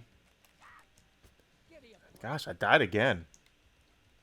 Ready or not, here I come.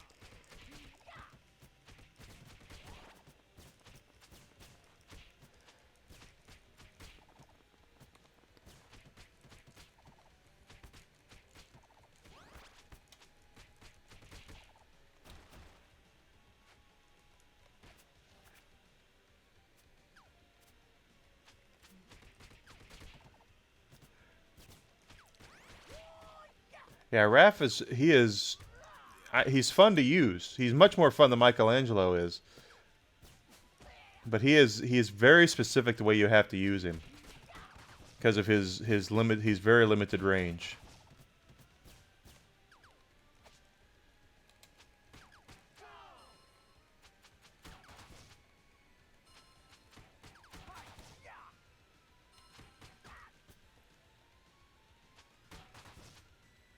You didn't even get a point for doing that. Okay.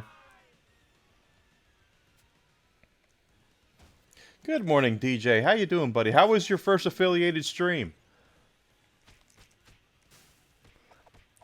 DJ's a good friend of mine, guys. He just became affiliated over the weekend. So yesterday was his first affiliated stream. Good guy. Very good guy.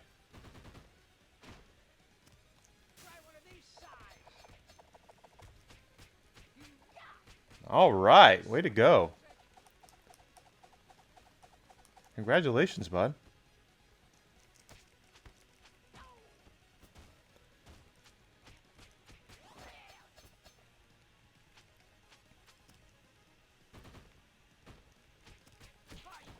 Especially in this climate right now where things are really slow, sub-wise. Easy peasy.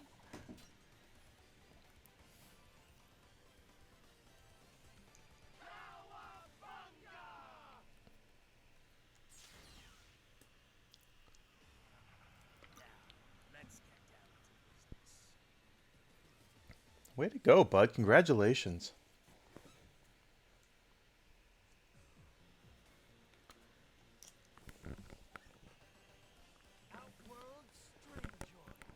Strangeoids. Why do I feel like that was the name of a Turtles in Time stage? Let's take them down.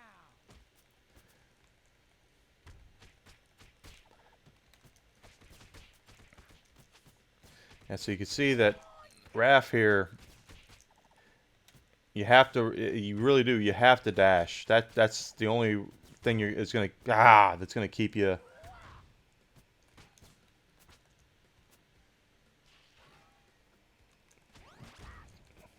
Thank you so much, DJ. Thanks for everyone who's lurking for me. I do love you guys. All right, so there's two of these guys now. You have to be careful. Oh, come on.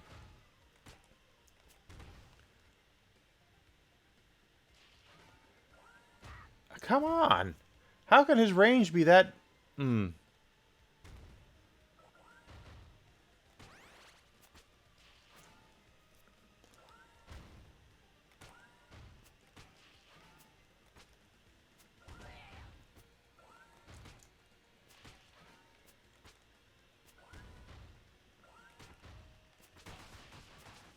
Okay, one of them's down.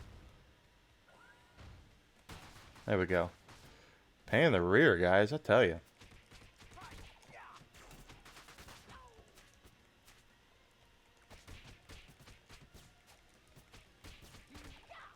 probably gonna die.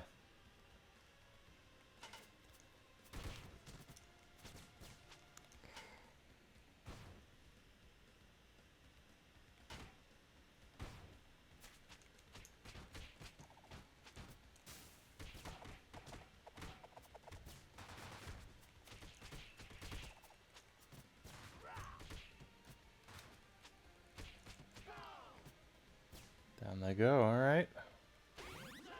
Wow, I didn't die. I thought for certain I was going to die because I was so...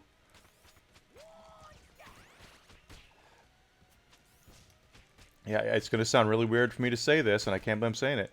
Those little droids right there, those little white things, April is the best one to take those down with. April she's, I don't know how or why, but she's really good in this game.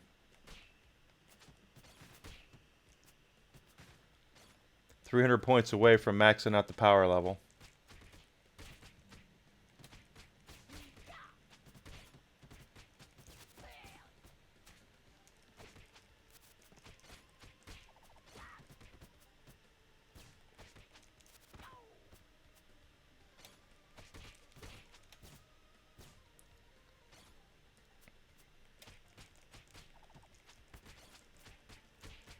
Luckily, he seems to have an easier time with the rock soldiers.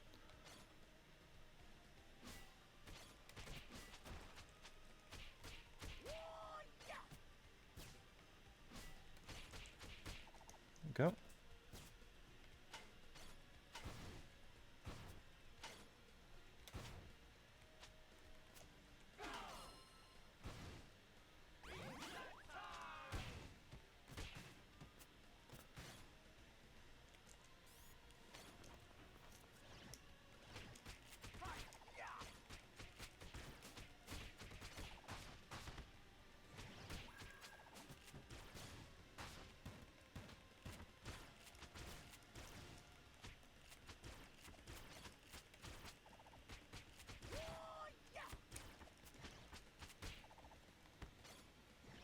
Not bad.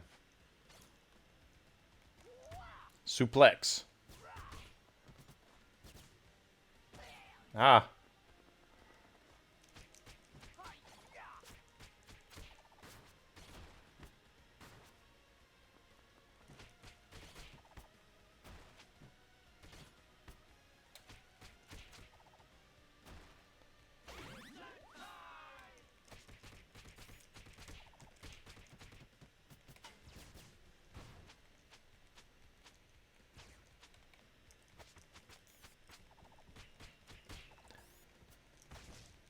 I say it's strange that April's the best at taking those things out, just because she's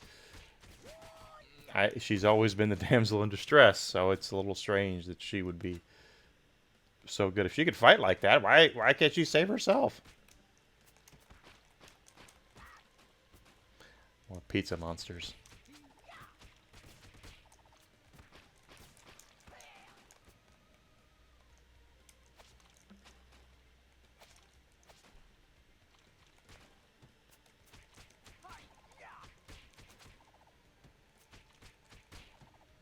Two down, one to go.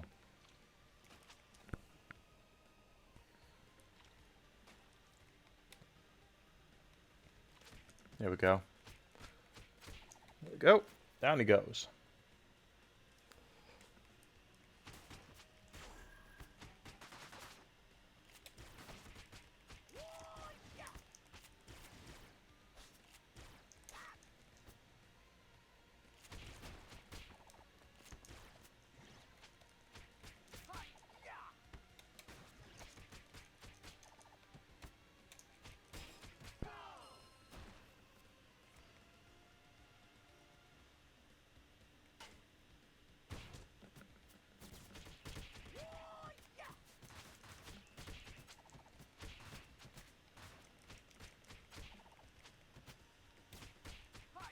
Nice, nice, nice.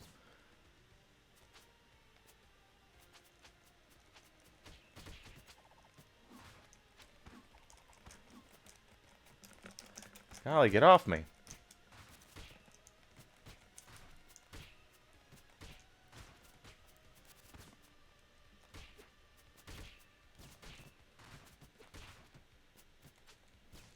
Well, that worked out. Just nothing but uppercuts.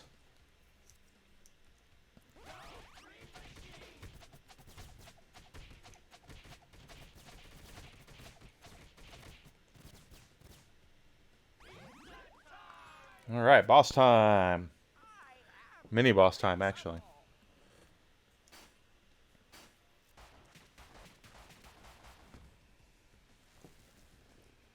Teach you some manners. Will y'all? No guts, Krang.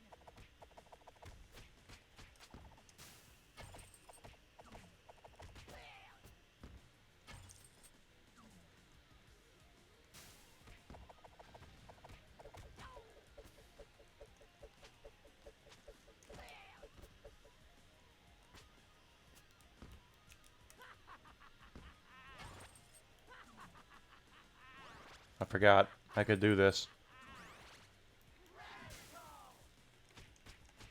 And power him up.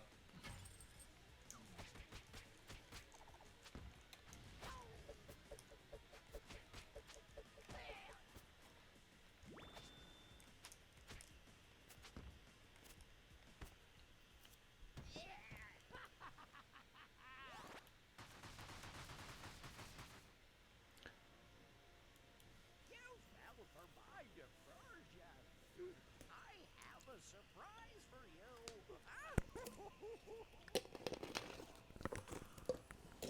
I will show you how a true ninja fights. And the Shredder. The world is mine.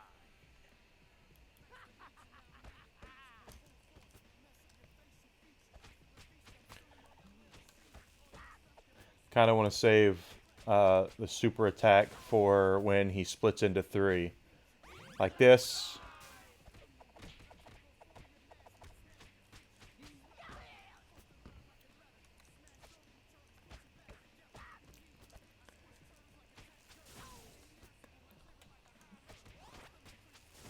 Ah! There he goes again.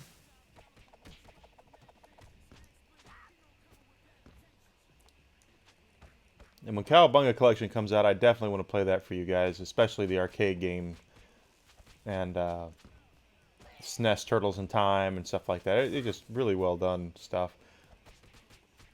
Got him. He didn't beat us. Easy peasy. Lemon squeezy.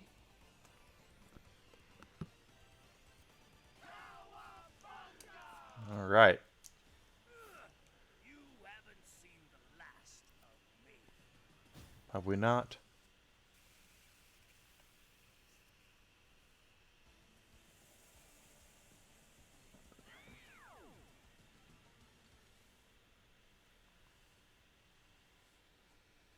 Not Lady Liberty.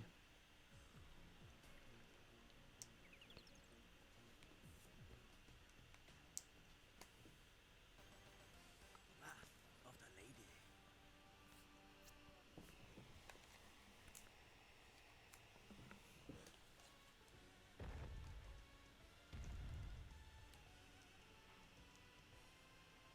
Unharmed, yeah. Perform 3 throws. 3 throws? Okay.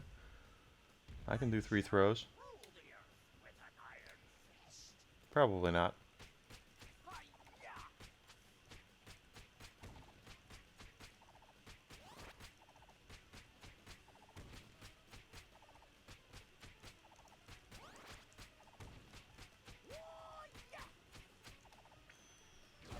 Oh.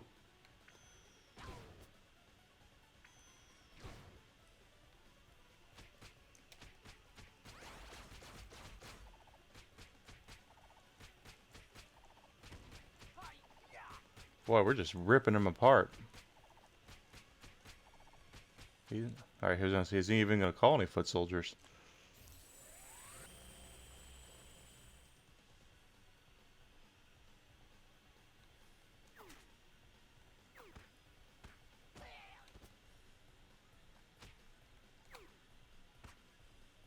That was 3.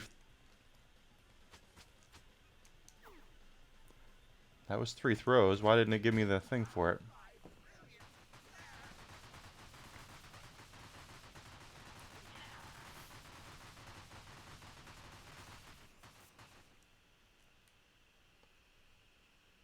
I didn't give me credit for those. Now we get to fight Kevin Nash.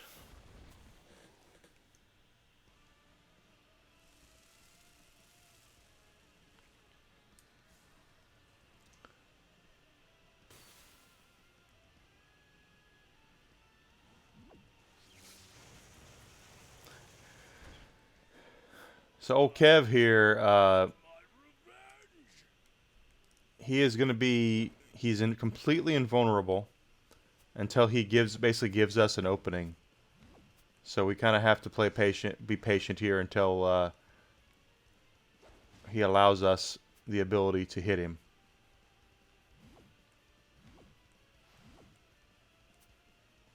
Right now, he's going to let us hit him.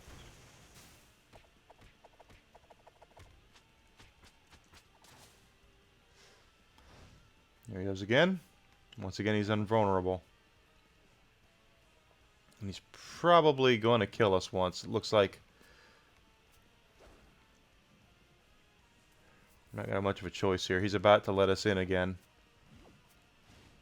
Dang it. There he goes.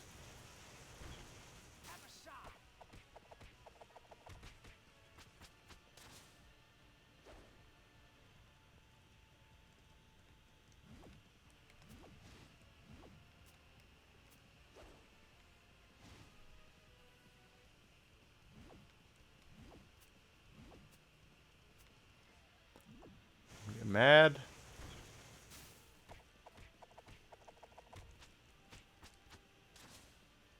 At least we didn't waste any super moves. Dang it. Give me a break. Sup, fellas?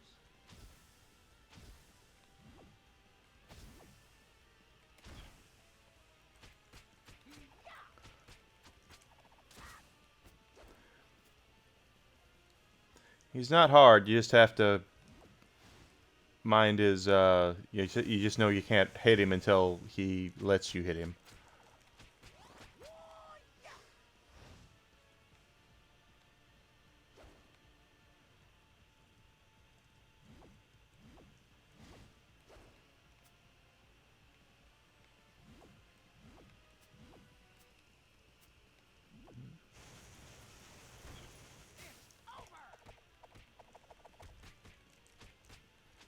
One more should do it.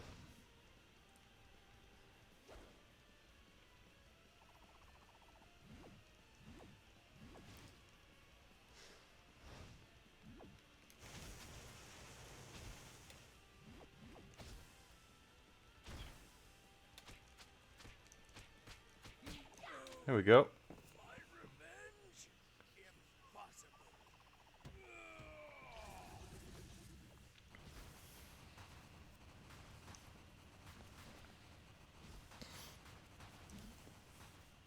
So we get to see the ending, but we didn't max it out. We still have about 150 points to max him out, so we'll have to do that. We'll do a couple of stages over again. There's Vernon Fenwick in his pink shirt and his tie that's not straight. In the original show, he was a coward. He always talks tough, but he was a cowardice guy. In the last movie, he was played by Will Arnett. He was really funny.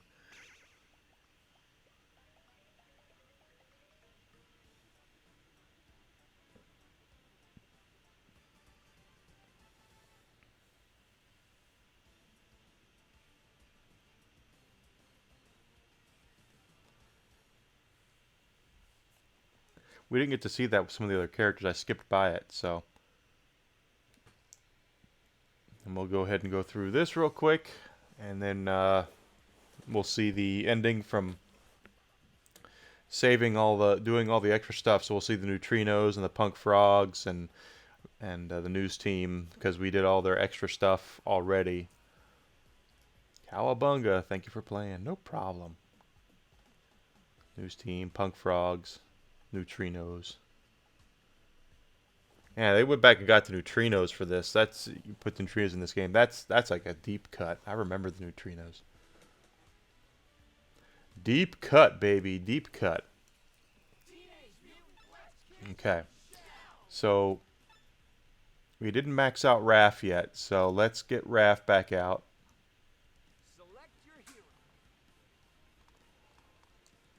So what now, fearless leader? What now?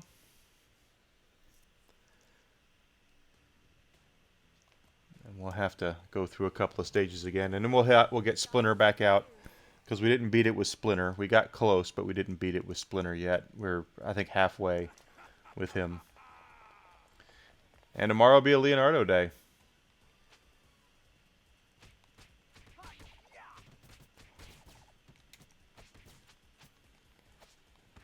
$2,000 is the max points, so we have to beat 148 more bad guys.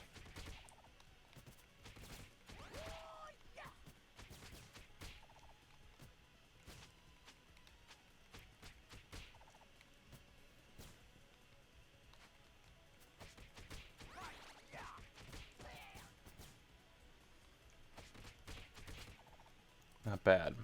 Yeah, I like playing as Raph, though. Raph is really good. Detective Pikachu. I haven't seen that. I know I'm not a huge Pokemon nut, but I like Ryan Reynolds. He's funny. It's really kind of funny that because I know that when they said he was going to be Deadpool, I was like, really? I don't see it. But he's really funny in that.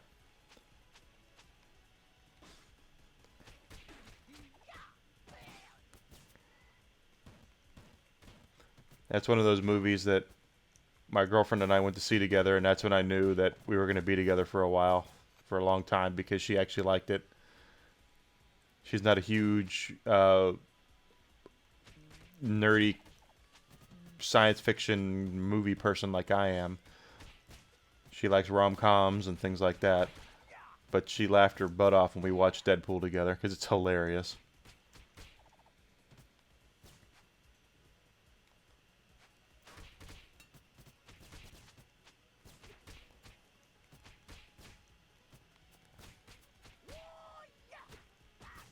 My goodness.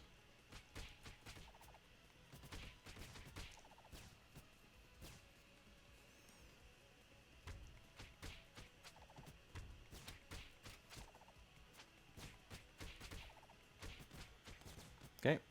Down to 100.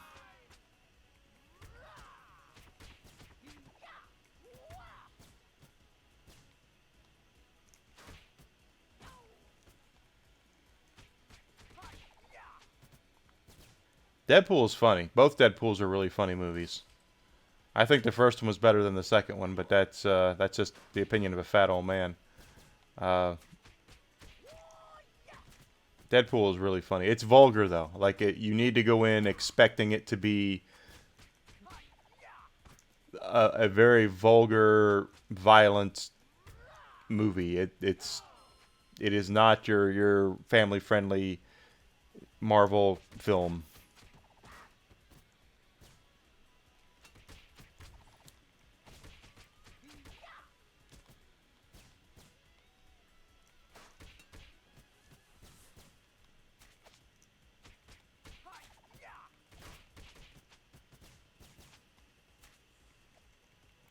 It still didn't fix that bug, huh?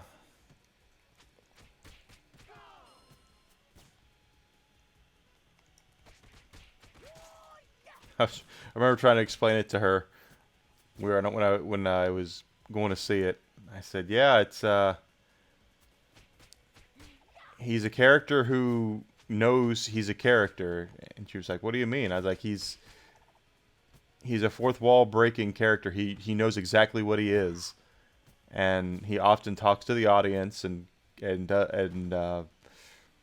says things for to be funny. He's not it's not your typical comic book kind of movie."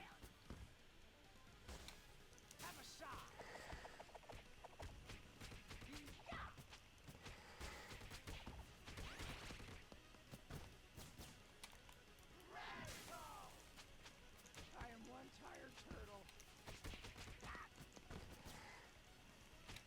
My snout. Easy peasy. lemon squeezy. But it's I love Deadpool's the kind of movie that if I see it on TV, I have to watch it. It's really good. You snooze, you lose, Boydles.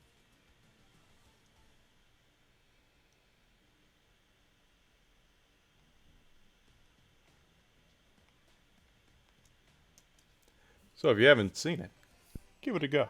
3 p.m.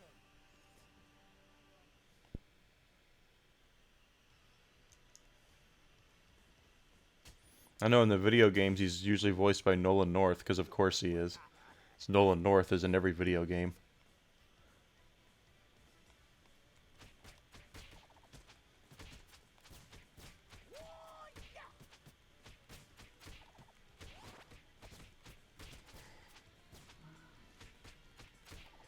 Almost there.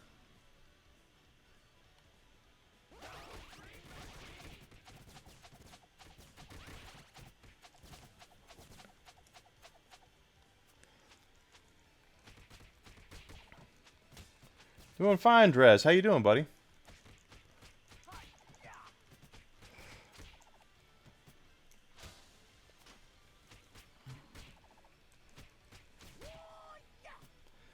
Look at that, we're down to 9.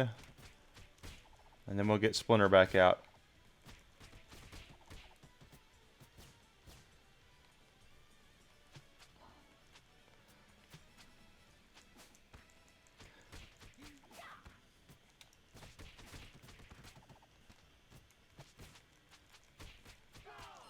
There we go. One more, and then that will take care of Raphael. There we go. So we can actually...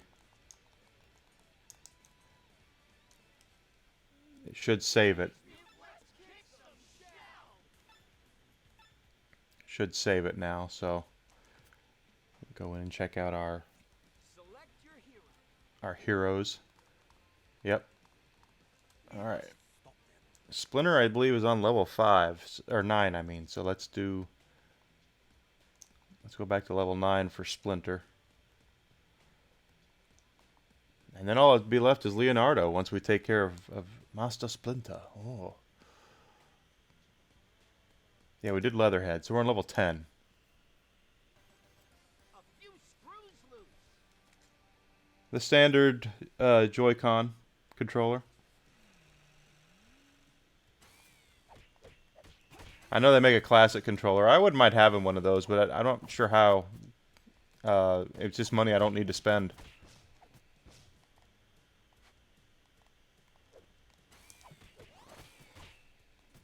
I don't like the D-pad on this, though, so maybe that's a reason to get it.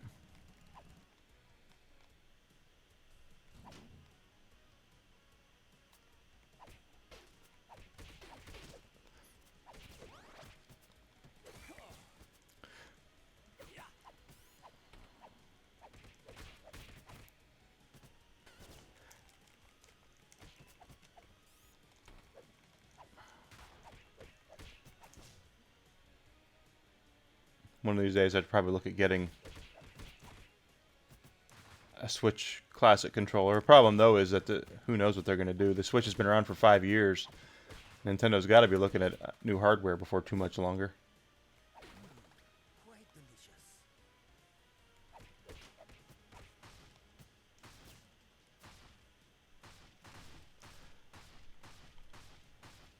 So Splinter is basically the anti-Raphael here. He's very strong, but he is slow. While Raphael is much faster, Splinter is not.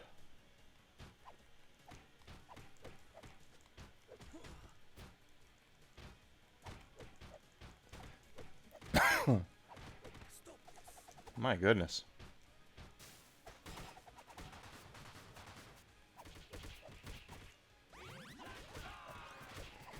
There we go. That's level 6 for Master Splinter.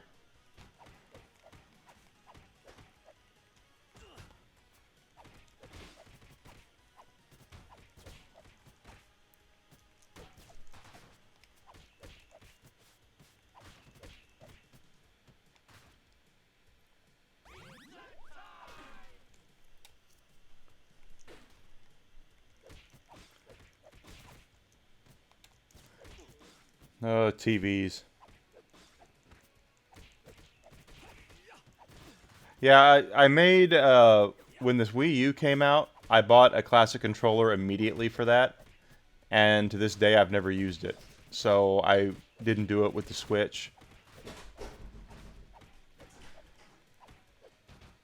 But I know that the Switch controller does have its problems, so anyone who would want to get one, I would not get anything that's not officially licensed by Nintendo. I think there are a couple of third-party controllers out there that do that, but if you're looking at that, that's where you're going to get your quality. I wouldn't get anything that's the fly-by-night Mad Catz stuff. I don't think Mad Catz is around anymore, but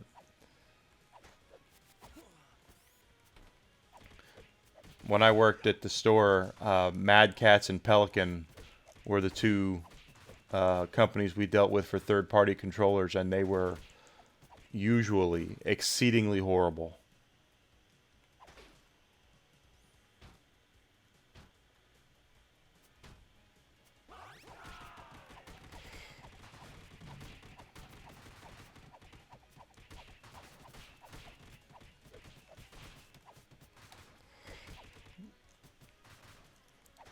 It usually comes down to quality of plastic.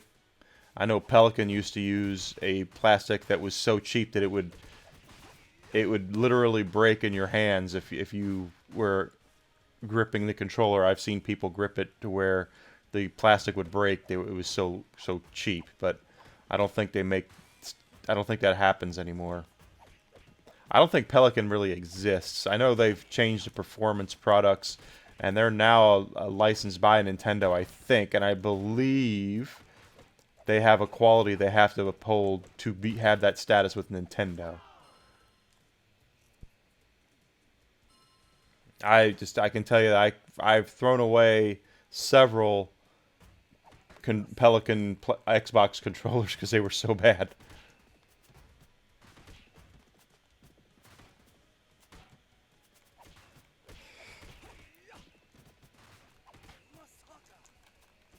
I feel strange. Oh, did he die? Crap.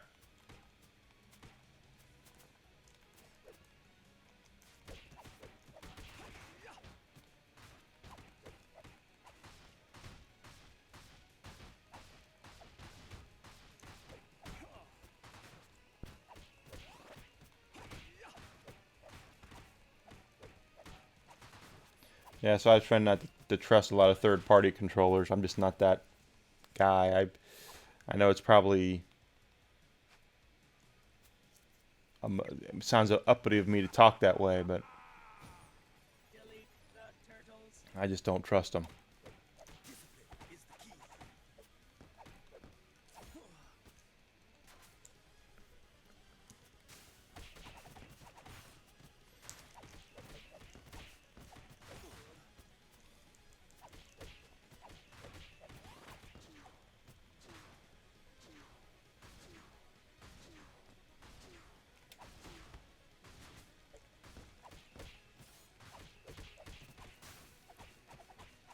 I miss.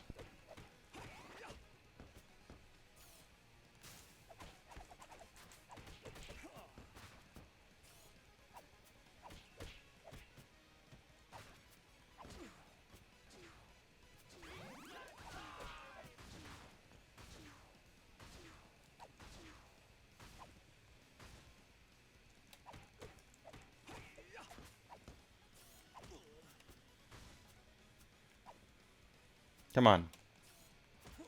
Oh, come on. All I had to do is breathe on him. Clear to me now. The turtles are my friends. System crash. Crash. Trust I have made my point.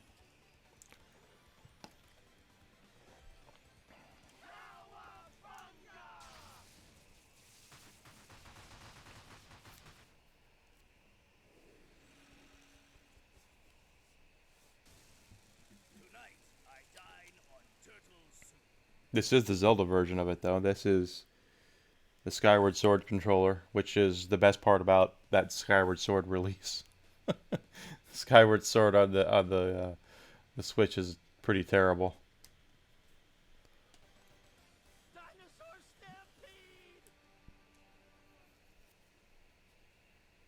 Yeah. Well, I think they make GameCube controllers for that you can get.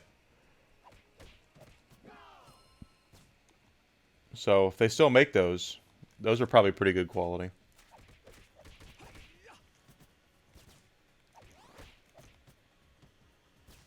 I was never a big Smash Brothers guy. Yeah, they are corded. That's right. That's correct. Ah!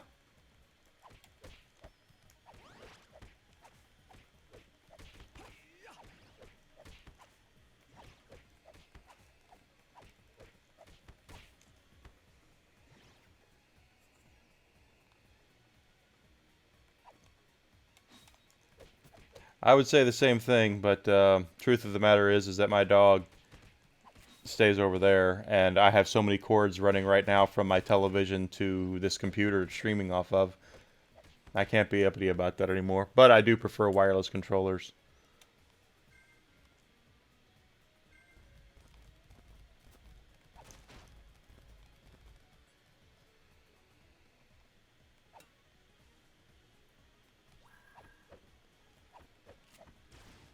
Come on, I'm hitting him in the back. There we go.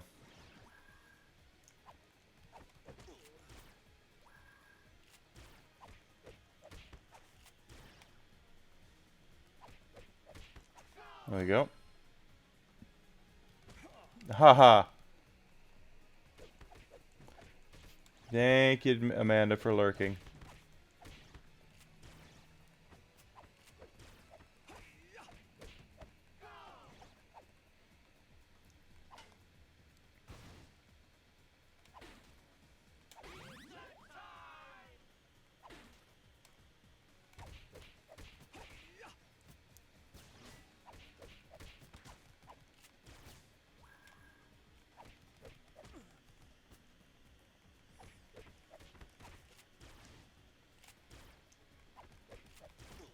Come on.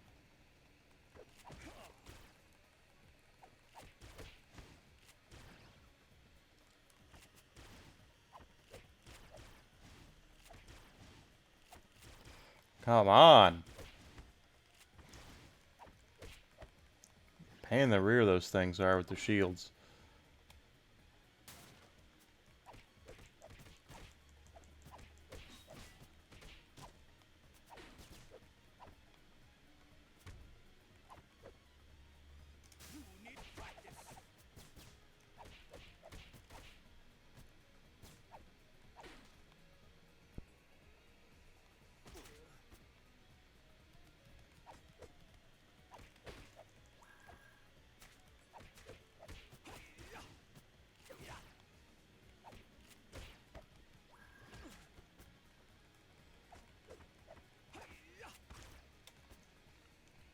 Splinter is very, very hard to use.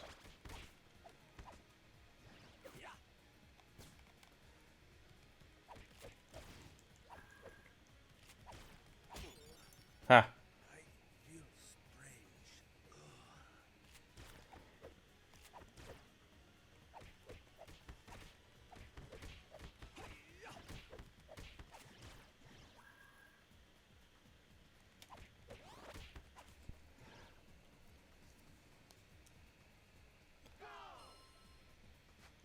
Whiskey doesn't do a lot of that. He stays on the right now he's over on well, no, actually he moved. He must be in his Fort Whiskey.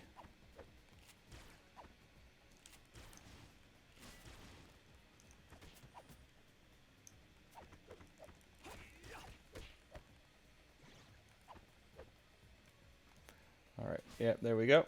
Stop. There we go. Still getting run over. Come on.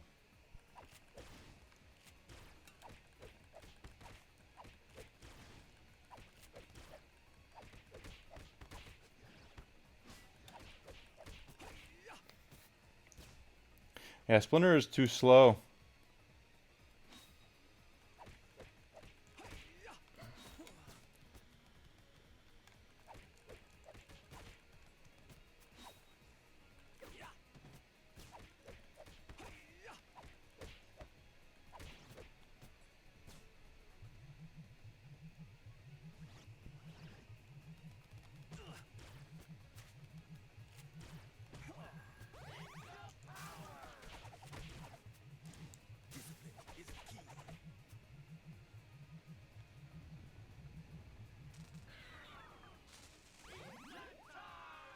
Boss time.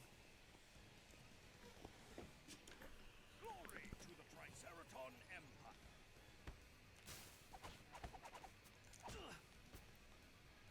Watch and learn. Triceraton.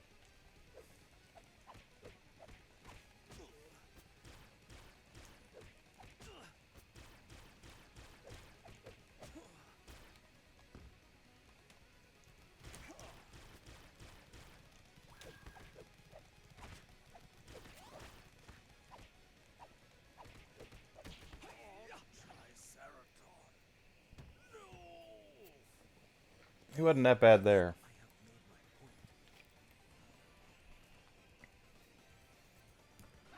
my point. Must go underground, my children.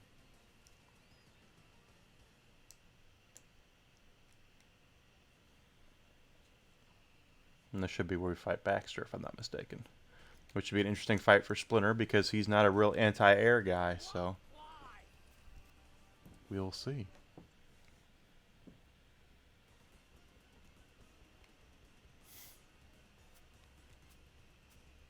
need to focus my mind. I hit the wrong button. There we go. Thank you so much. I hope you're having a great day. Happy Tuesday to you. Come on, baby. Come on, baby. Splinter is... He is not easy to use, guys. He is really not. He's a little clunky. So if you're going to do a playthrough, and it's going to be a 6-player playthrough, and you get last pick, I'm guessing Splinter will be one of the ones that stays, that will be available. Splinter and somebody else. So far, the worst two I've used are Splinter and Michelangelo. The other characters have been better and much more fun to play as.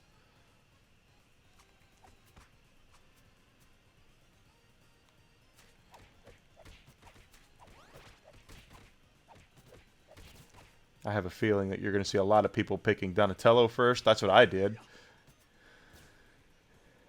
Everybody used Donatello in the original game because he was he had the best reach.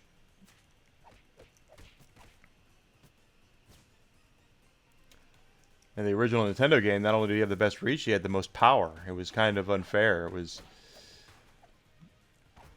Donatello was by far the best turtle in the original Turtles Nintendo game on the made by Konami.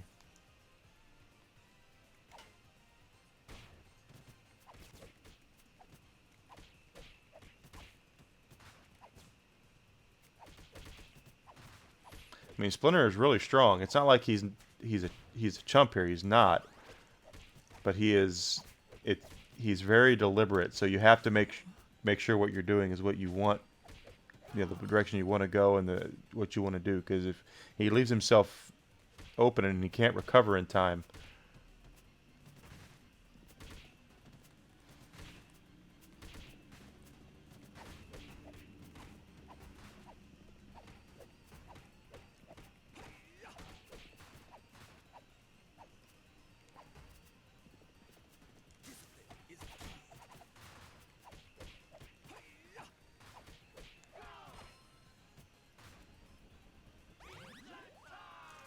Okay, there we go.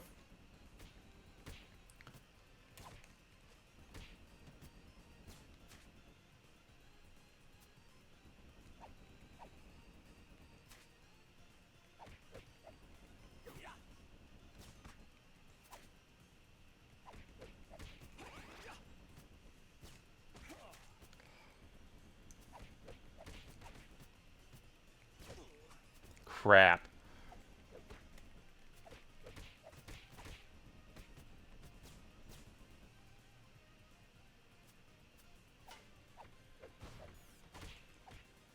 Oh, Splinter's not that bad on these, though.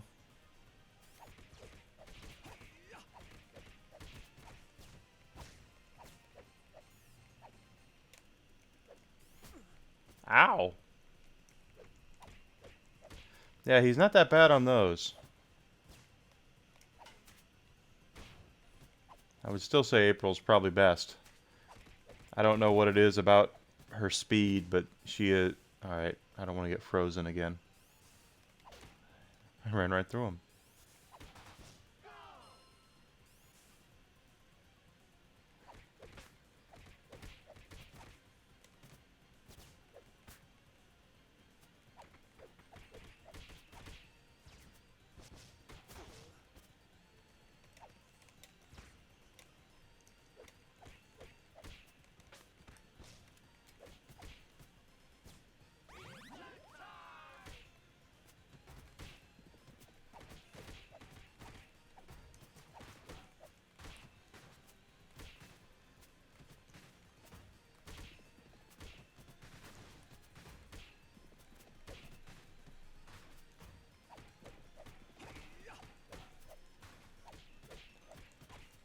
Down he goes.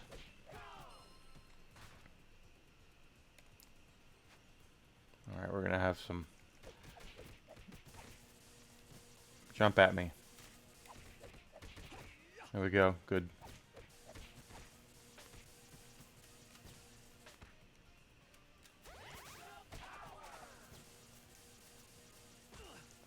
Really?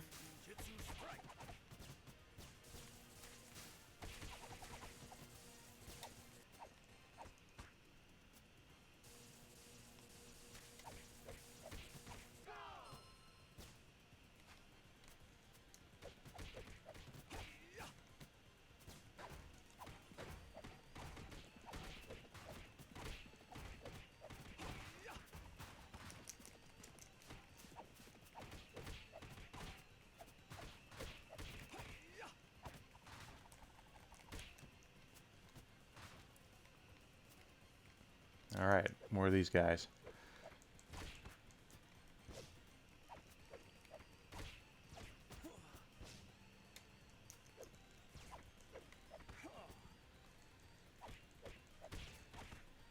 They're basically invulnerable until you knock them on their back, so they're like turtle drones. And Splinter is...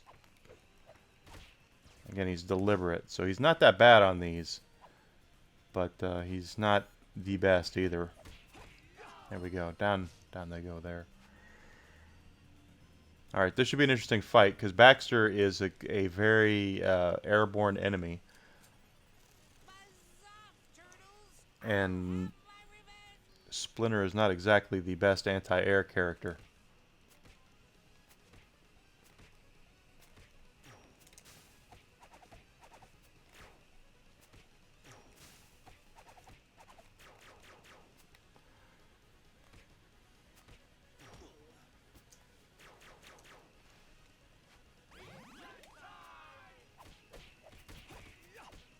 It makes sense that he would shoot Mausers at you since he created them.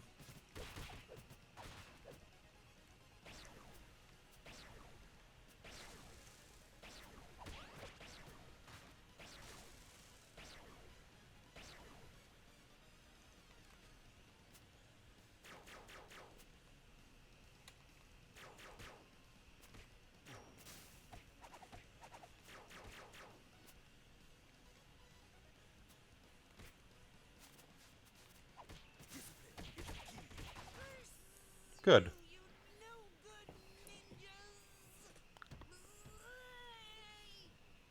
I trust I have made my point. Now this next stage should be interesting because the rock soldiers. I want to see how Splinter handles the rock soldiers, since they tend to be pretty irritating. But the Triceratons were really irritating as well for Splinter, so hopefully it won't be that bad. The old dome has seen better days.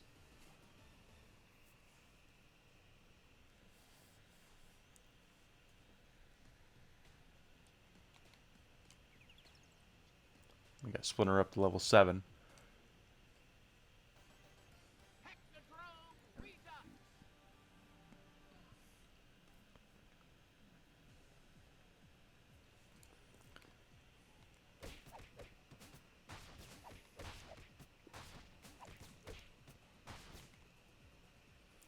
Alright, here comes some rock soldiers. Let's see how Splitter handles these guys.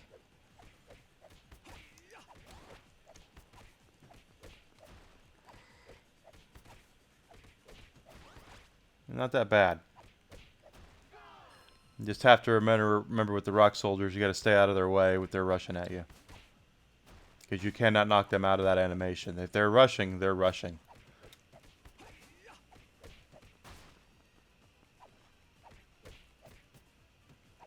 Like that. There's nothing you can do about it.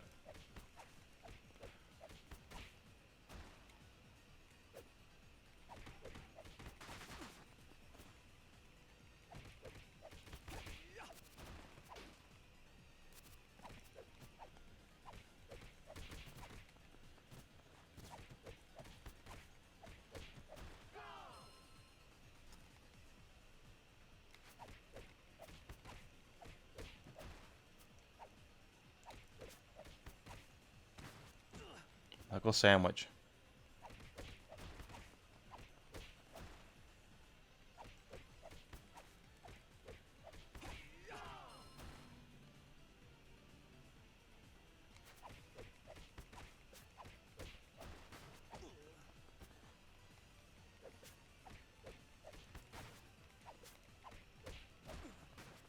So if you're wondering, yeah, hey, that doesn't seem like it's fair because I'm getting hit by these things with.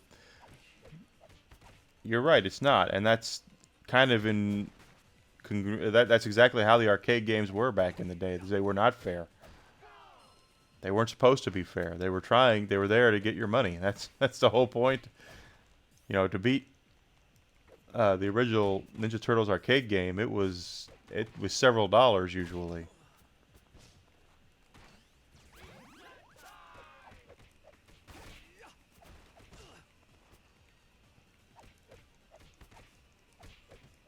But that was the whole point of the machine, was to.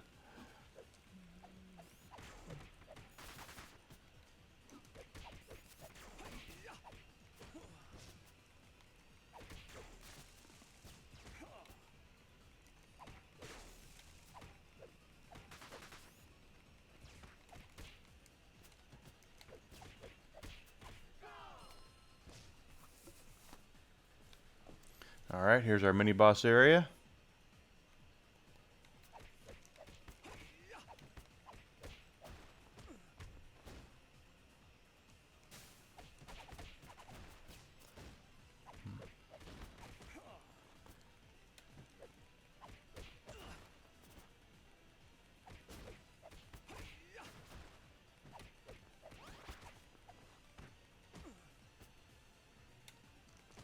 Oh, come on.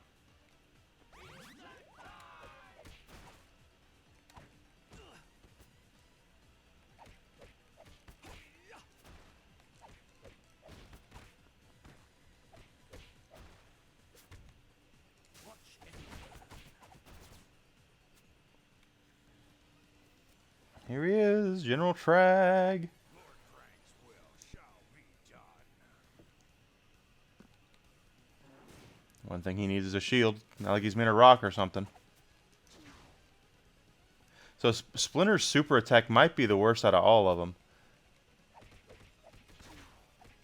Because you can't get more than one hit out of it usually.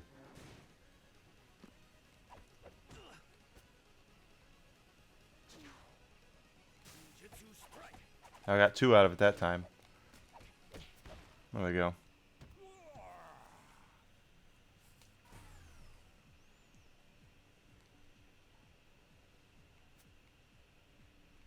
Well, come on.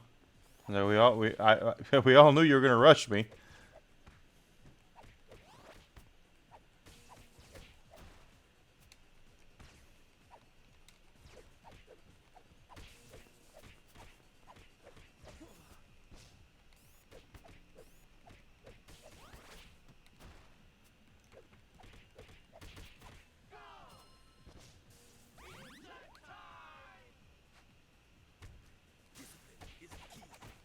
Just say screw it with those guys and just attack them.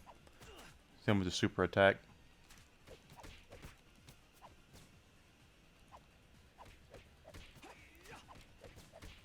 There you go.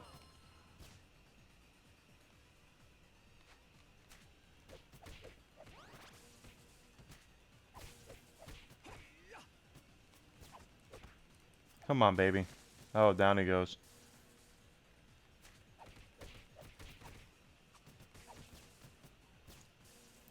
These white foot soldiers are the second most annoying. The black ones are the most annoying. Then the white ones are the second most annoying. I didn't mean to get that, but whatever.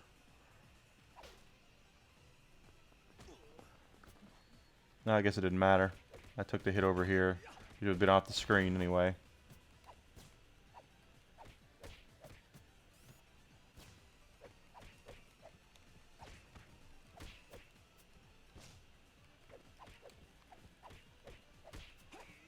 Go.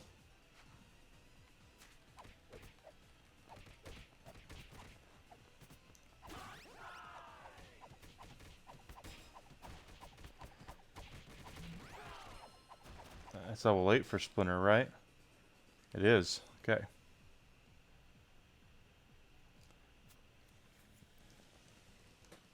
And don't forget, we have a way to take care of this. And it will be not...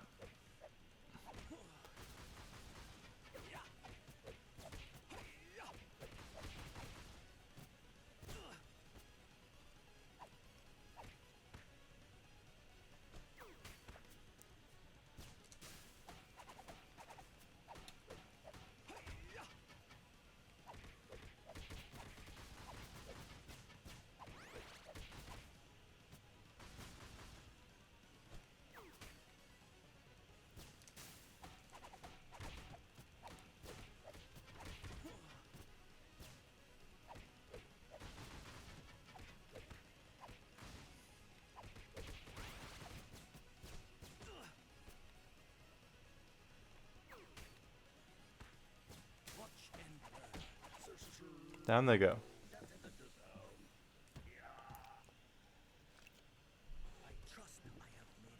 I have made my point.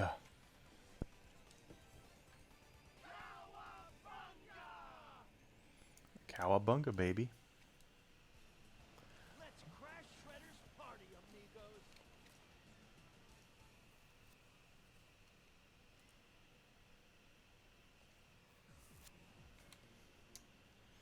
This is the slash level with the pizza monsters. I hate the pizza monsters.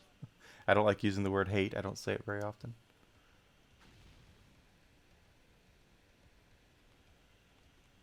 Let's see if I can do this without hitting obstacles this time. Nope. Nah.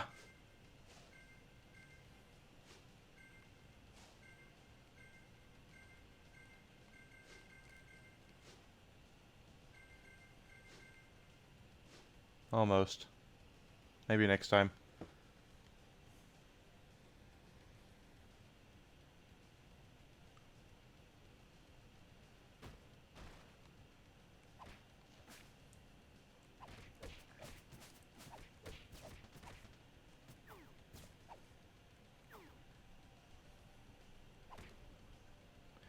I know in the Turtles in Time on the SNES, when you threw them at the screen, you actually got more points. It was like 1 point for just killing them. If you grabbed them and and swung them over your head, it was 2 points. If you threw them at the screen, it was 3 points. But unfortunately, it does not do that here. You still only get 1 point for foot soldier killed. Otherwise, I'd be throwing everybody.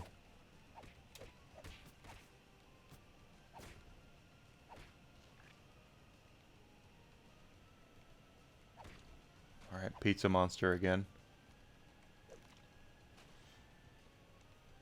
Well, as slow as Splinter is. There we go.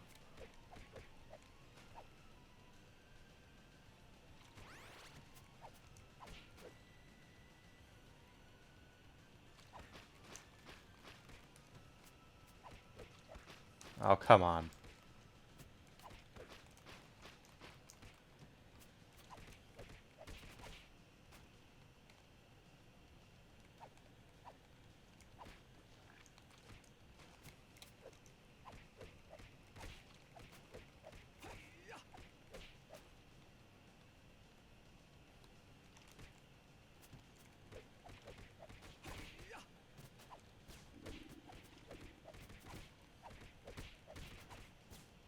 That wasn't that bad.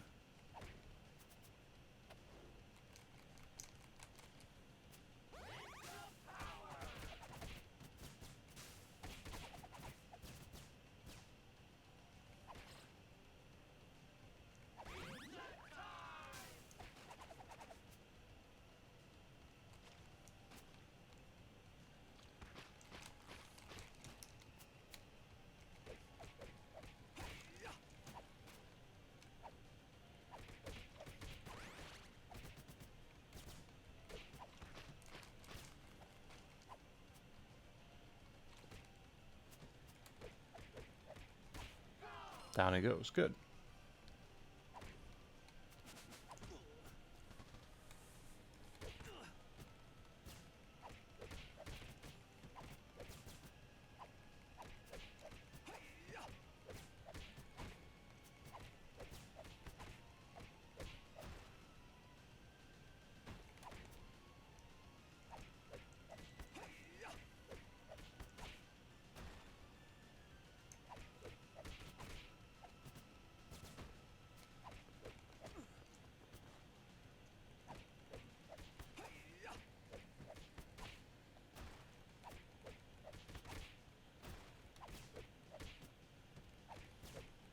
Down they go. Good job. Alright. That wasn't that bad.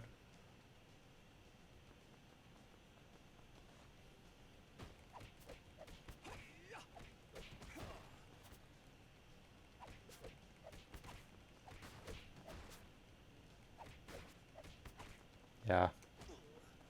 Can't knock them out of it. They'll just eat your hits and keep you going. Hi, George. Oh, come on.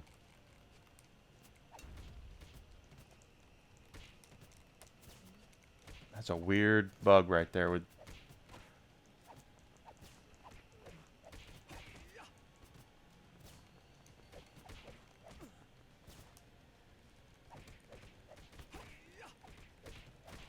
yeah, at this point, I would say Splinter might be the worst character in the game. He's very deliberate. So you have to be certain what you're doing is what you want to do.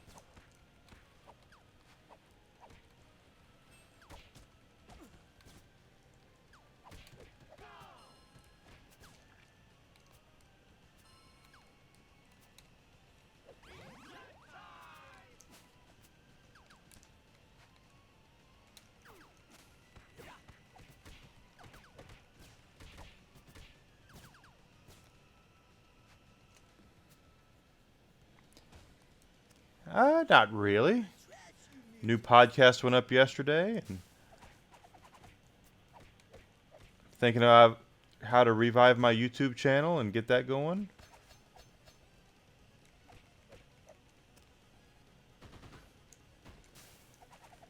All right now I use it for is my videos that I make here on YouTube.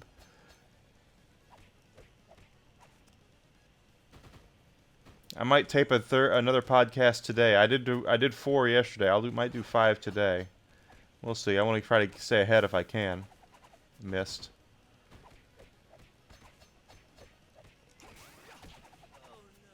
That wasn't that bad.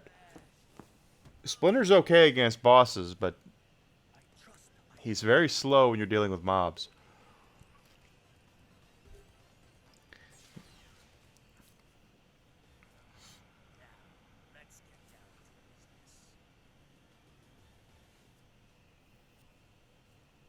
How are you doing? Anything new with you?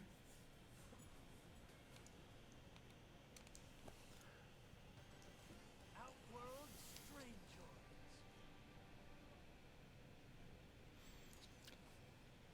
Well, I'd have to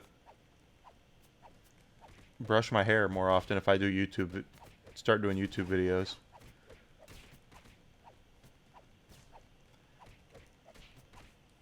I need to get my hair cut anyway.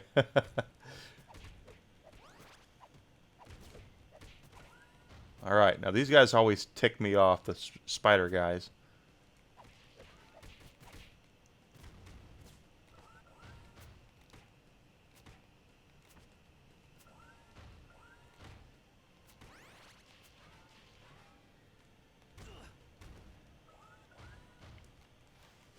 want to get better at content creation, so people will find me and I can get more support. I'm really happy I'm doing a podcast now. I actually really like doing that.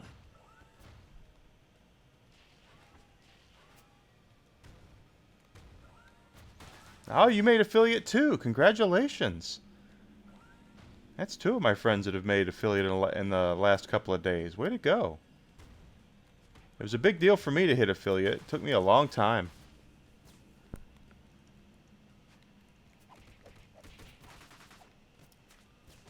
But I didn't network for the first 10 months I was doing it. The first year I was doing it, I didn't network at all.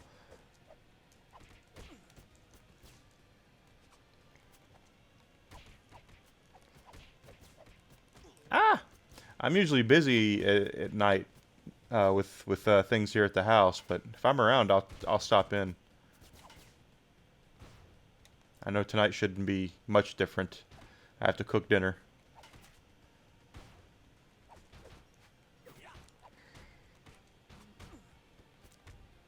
I don't like Splinter's super move. That's just... His super move is not that good.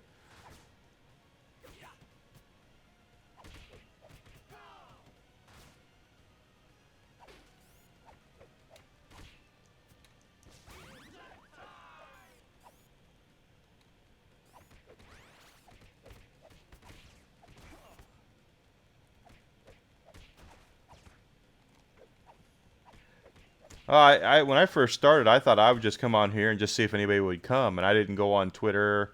I've had a Twitter for a long time, but I didn't use it for really promotion. And it wasn't until the end of the year last year where I said I probably should do a little more networking on social media, and it's really helped. I've been stagnant lately, but the first half of the year was really good. First 4 months were really good. I got my first 2 payouts. It was very well done. You know, I was very happy with that turnout. But lately, it's been a little blah. I don't know if it's the games I'm playing or if it's because no one likes me. I don't know.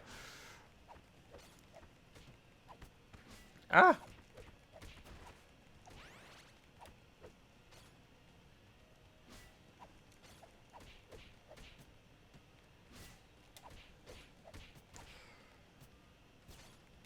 But from what I've heard, it's probably just the fact that it's summertime and everything slows down in the summer.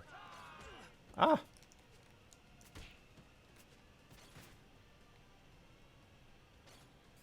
We're about to get another level up.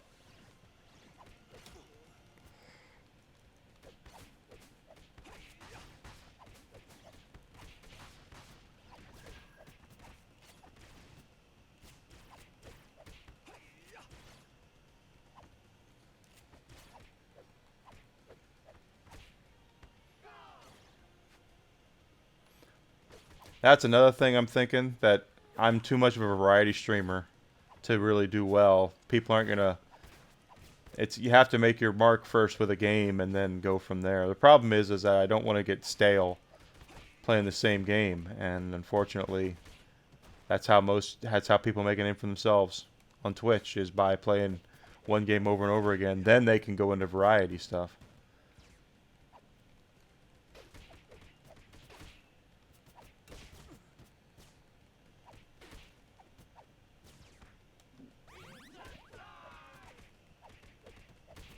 There we go, got you down.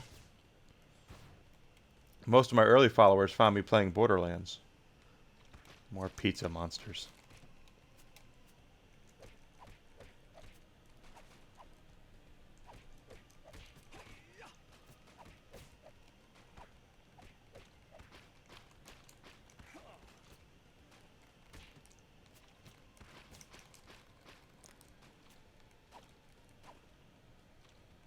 Yeah.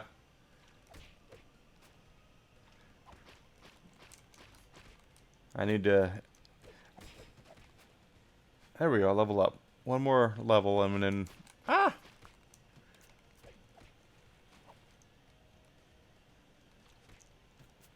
Gotta network more. That's what I need to do.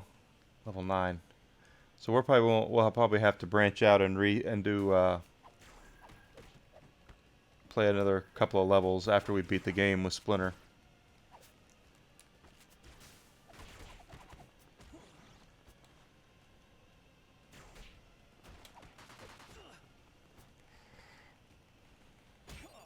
Dang. Feel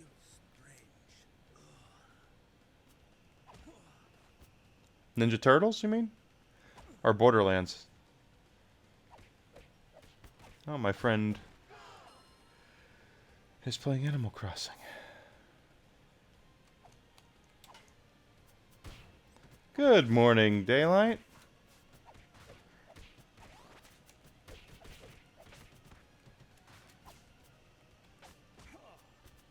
Boy, Splinter's not that good.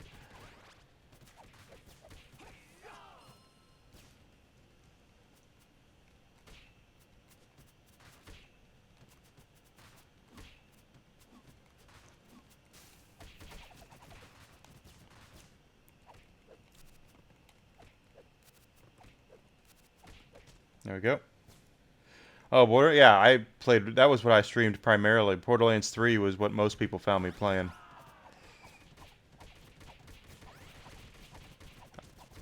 I'm pretty decent at that game. I am invincible. Did you listen to the new podcast yet, Daylight? I'll teach you some manners.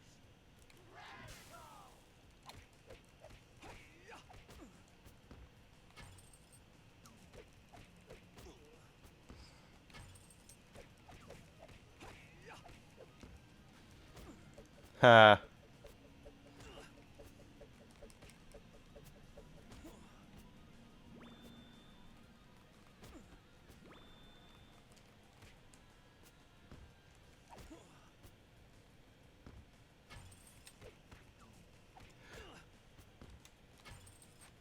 I taped the fourth one yesterday.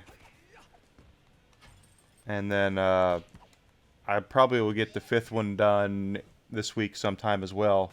Kind of stay ahead of the game on that. Fourth one's going to be about this. And the Square Enix announcements. Because there's a couple of Square Enix announcements from last week. I will show you how a true ninja fights. The world is mine.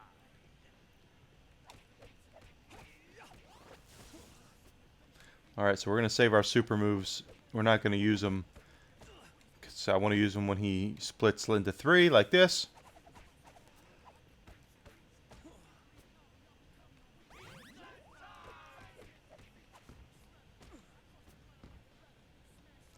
I think they're doing a Xenoblade Treehouse tomorrow, aren't they?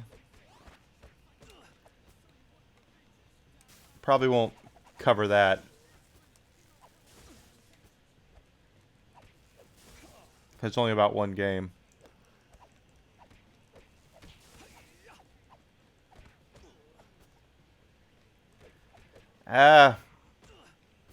I was never a huge fan, quite honestly. It's the way I heard it went is that a Japanese dude and his wife had this story set up, and then they got divorced.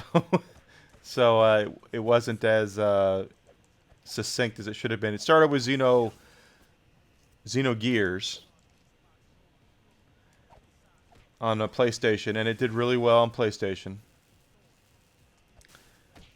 Then they did Xenosaga on PlayStation 2, the three games there, and those were... First one was okay, the second one was bad, the third one was back to being okay. And now they do Xenoblade on the Switch and stuff, and they're all right. They're fine games. I know they got a lot of fans though.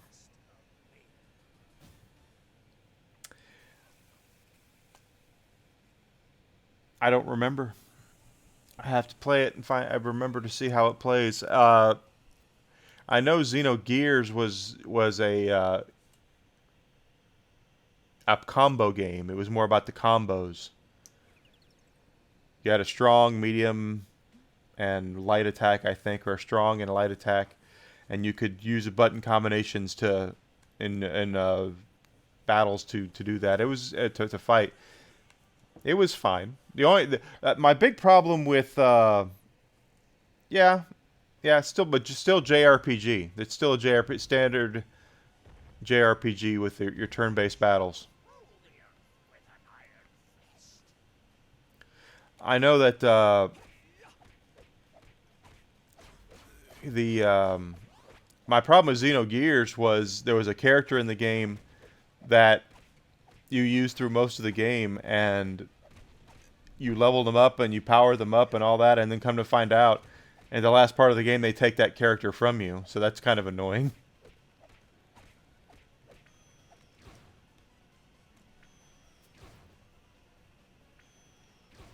Okay. Can we throw now? Is that what we're going to do?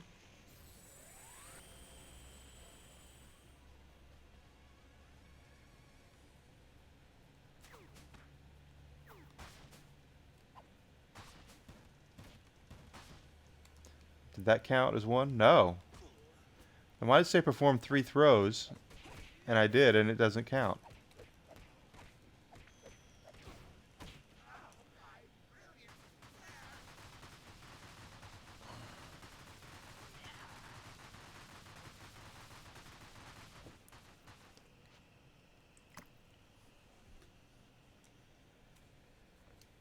Maybe that'd be a game I should stream one of these days, is Xenogears. That was interesting game, Xenogears was. I would really have to get used to that again.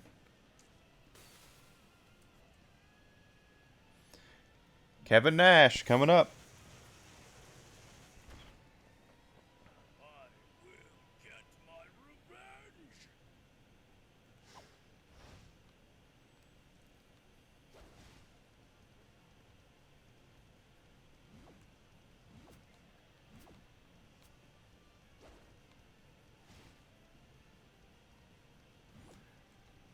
Now he should get super ticked off here.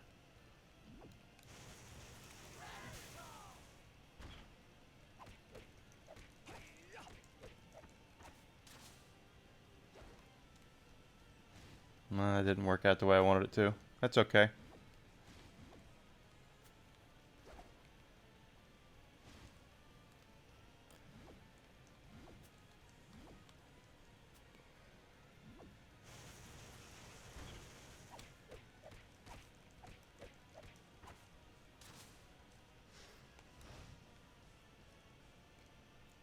He's going to zoom around the screen. Now he's going to do his fireball attack that I still take a hit from. Now his fireball attack again. Now once he gets down to about half health, he's got another attack he's going to use.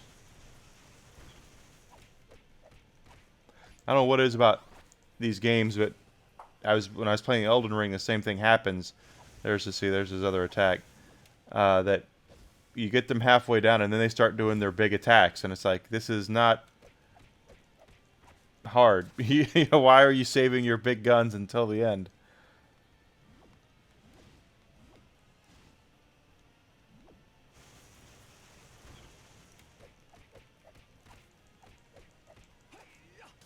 Ah! I don't know if we're going to get it on the next one or not, but we'll be close.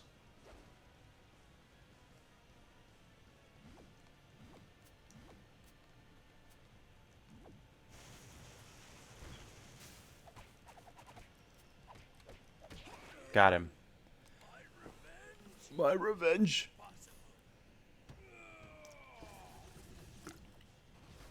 And we're still 179.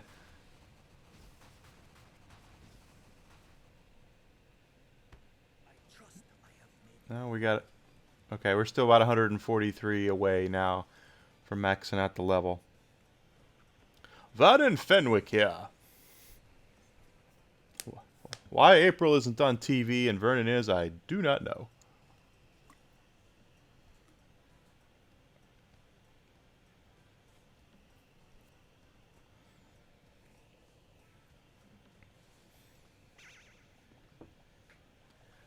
The punk frogs. And April's head looks too big for her body. I don't know why that is. It's weird.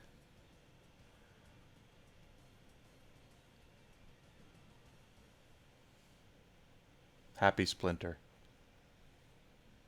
Hopefully that's tea. It's tea he's smelling there. Pizza family. Yeah, her head is still... It is too big for her body.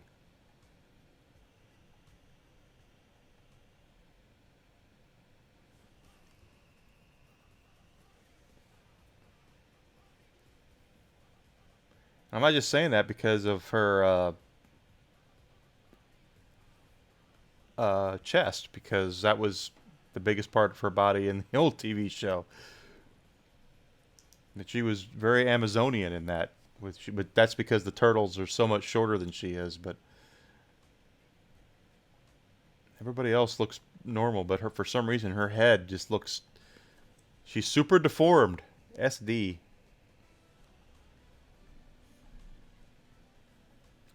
Chibi April. That's what we call her from now on. Teenage Mutant Ninja Turtles. Shredder's Revenge. In the original show? Oh, yeah. Yeah.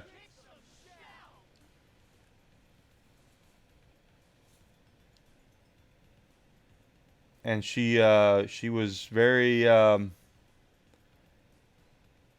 mean, she really showed it, quite honestly. That's what she did. Alright, so we have gotten to the part where we're going to go ahead and break for lunch so I can get everything done here around the house. We're going to raid out to a friend of mine, and we will go from there. If I can hit the right button, of course. We'll come back tomorrow and we'll play through as Leonardo, and then we will also get Splinter up to level 10. He's level 9 now. We'll have to use him a little bit in a level, and then we'll play as Leo and beat the game as Leo and get him up there as well. And that will be me beating it with all the turtles, but all the characters in the game. So I hope you've enjoyed watching today. I most certainly have. If I can... Oh, channels that I follow. That's actually very... Oh, kind of helpful. There. Alright, so hang around, guys.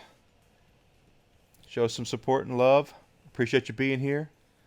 I'll talk to you soon. Thank you so much.